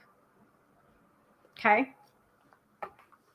And why does that matter? There's an entire episode on that too. I'm not going to get into it. I'm not even going to pull it up.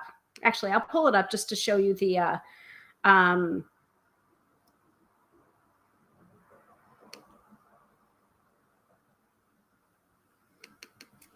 counterfeit. So the episode it's actually a podcast episode, how to spot counterfeit decks. So it wasn't even a live stream.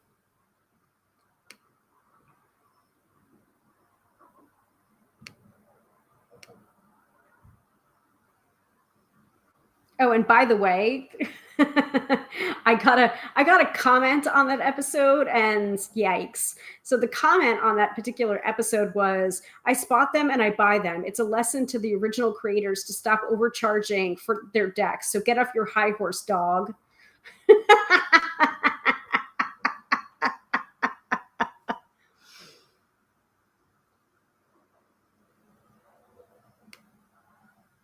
Yes, Fran is correct. I think the deck and the guidebook and the book are two different things. Yes, you're correct. I do want to be clear about that. There is a separate book, separate large book that is just a book, a separate book on moonology. Okay? But there should be a smaller book. Okay, cool. Good. It's all good and reputable, has ISBN. Yeah, so at a certain point, it probably was secondhand, and at one point, the book was there and was lost to time. So,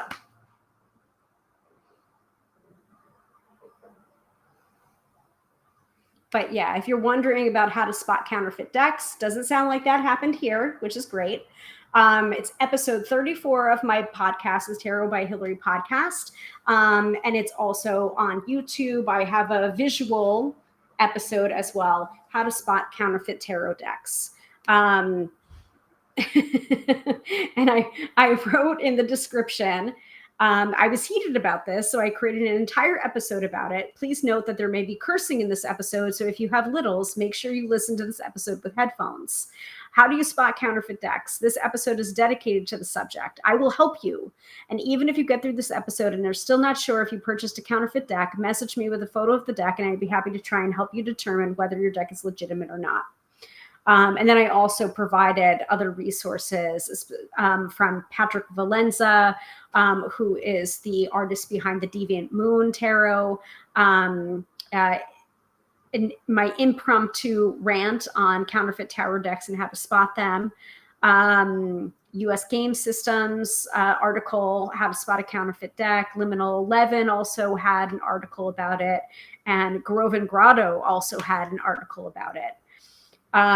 So, there's definitely feelings around counterfeit decks. And there are some people that are just like, what's the big freaking deal? Like, you shouldn't be overcharging for decks. And it's just like, because you're stealing, like, you realize that the original artist is not getting paid for that. And also, they don't want you to be working with a crappy version of their deck, because then people have opinions about that deck. Like, oh, that's a shitty deck. No, it's not a shitty deck. It's actually a shitty deck because you have a counterfeit. where with muddied images or, you know, unclear interpretations, or like, this is not how the tarot deck artist wanted their work represented. So buy the real deck from the real publishers. It is, and it is a big deal, dog. But I left that comment up because, like, I just wanted, like, thank you for proving my point. It's like, I will leave your shitty comment up because I want you to understand, like, there is a reason behind this. There's a reason to get heated about it too. And that, by the way, I did last year. Day before my birthday last year, I did that episode.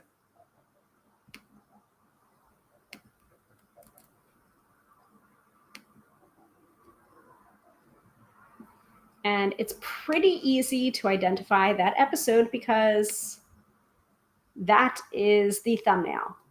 And literally says spotting counterfeit decks, counterfeit tarot decks, and it also has two examples. Well, one example of a tarot deck, and its counterfeit counterpart.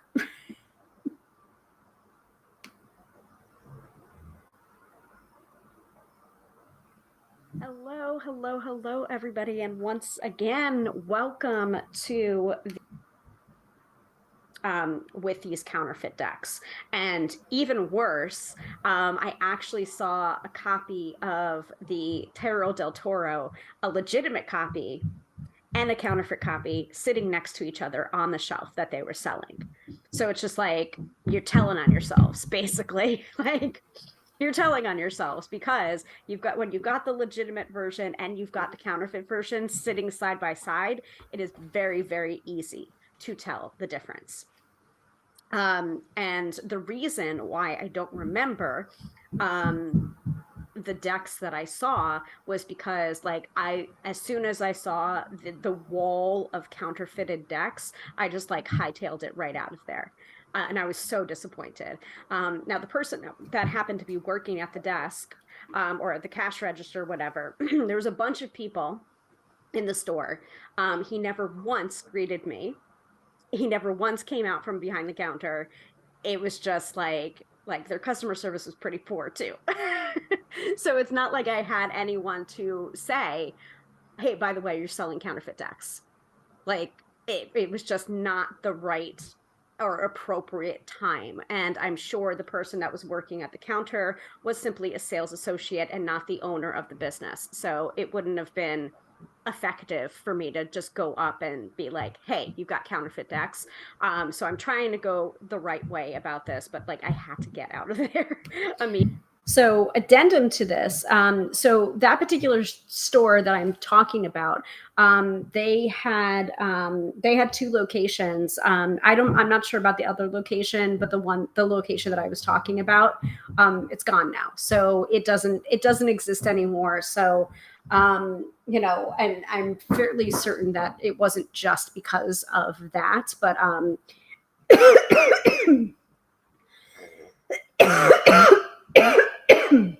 excuse me, went down the wrong pipe. I had interacted with someone that used to work at that store, and they were just like, they're doing way shadier things than just selling counterfeit decks. So it's just like their time will come, and sure enough, apparently that happened. So anyway, that particular business is not in business anymore. But so there are also, not only do I have this episode, which is about 57 minutes in length, also I do provide in the description of that video links to different articles about spotting counterfeit decks and why it's important. So if you're interested in that and you want to educate yourself about that, that is another episode for you to check out.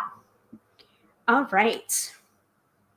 So, shall we do the weekend forecast? Time to wrap up because it's warm in here and it's almost 9 o'clock. So I got to get out of here. Yeah. So Fran says that should be an episode. That should be an episode with all of us. Do you have this deck?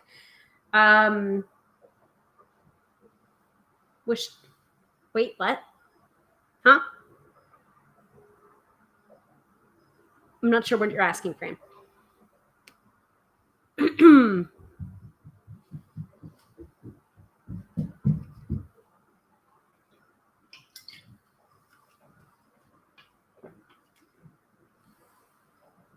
Oh, do you have this deck as in like, do you have this deck? Like check your decks out. whip out your decks, make sure that they're not counterfeit.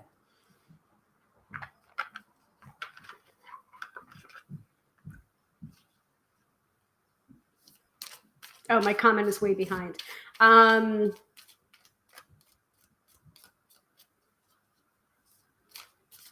sorry. I was on my rant about counterfeit decks. I'm sorry. So I don't know.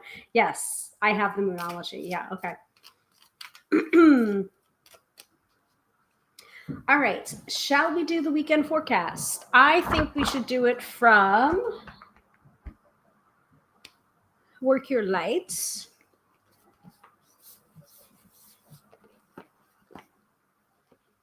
So let us do this.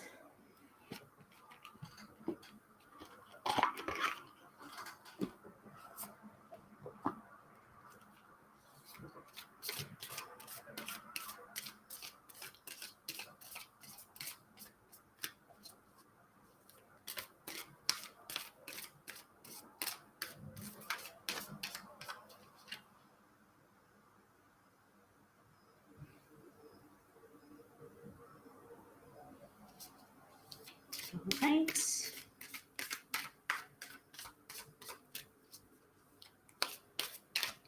What do we most need to know for this weekend?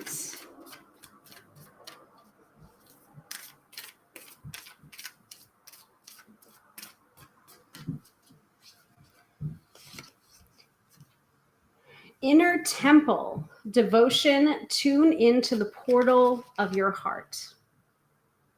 That's inner temple, tune into the portal of your heart. So let us go to the guidebook for the Work Your Light deck. Again, that's just my own personal preference, but most of the time you do need the guidebook that goes along with an oracle deck. There is an episode about understanding the differences between oracle cards, angel cards, Lenormand cards. That I did a while ago. That was probably one of the first years I think I was doing the live stream. So you might want to check that out too. So Inner Temple is an action card in this deck. All right. So Inner Temple. You are being called to be a devoted student and tune into your heart, to incorporate true devotion into your life. You could be called to develop a regular being called to develop a regular meditation, journaling, or chanting practice, or to show up to your soul with rhythm, to develop a daily practice where you fill up your well and spend time with your soul. All of the answers to all of the questions that you seek are waiting for you in the portal of your heart, but you cannot hear them unless you carve out time each day to listen. Your soul is yearning for a deeper relationship with you, and so the more time you spend with it and show up to it, the more clearly it will guide you. So this is basically like yelling at me about my spiritual non-negotiables and to getting back into those daily practices. So it's just like, but if this is also calling you out, like, so much the better, but it's calling me out too. So as usual, we are here to grow as souls. Earth is one big playground for the soul to learn. And you are being called to go deeper into your soul growth or increase your devotion by being a student of a lineage or spiritual teacher. If you have already been a committed student, then you are being commended for your devotion. Your guides want you to know how proud of you they are and that the time you spend in devotion is priceless. If you're questioning your career or life path, your guides want you to turn your focus toward devotion and this prayer. Please use me in a way that delights my mind, body, and soul. May my life be one big moving prayer. And the action card to go along with it, or the action to go along with this card, is commit to a daily devotional practice.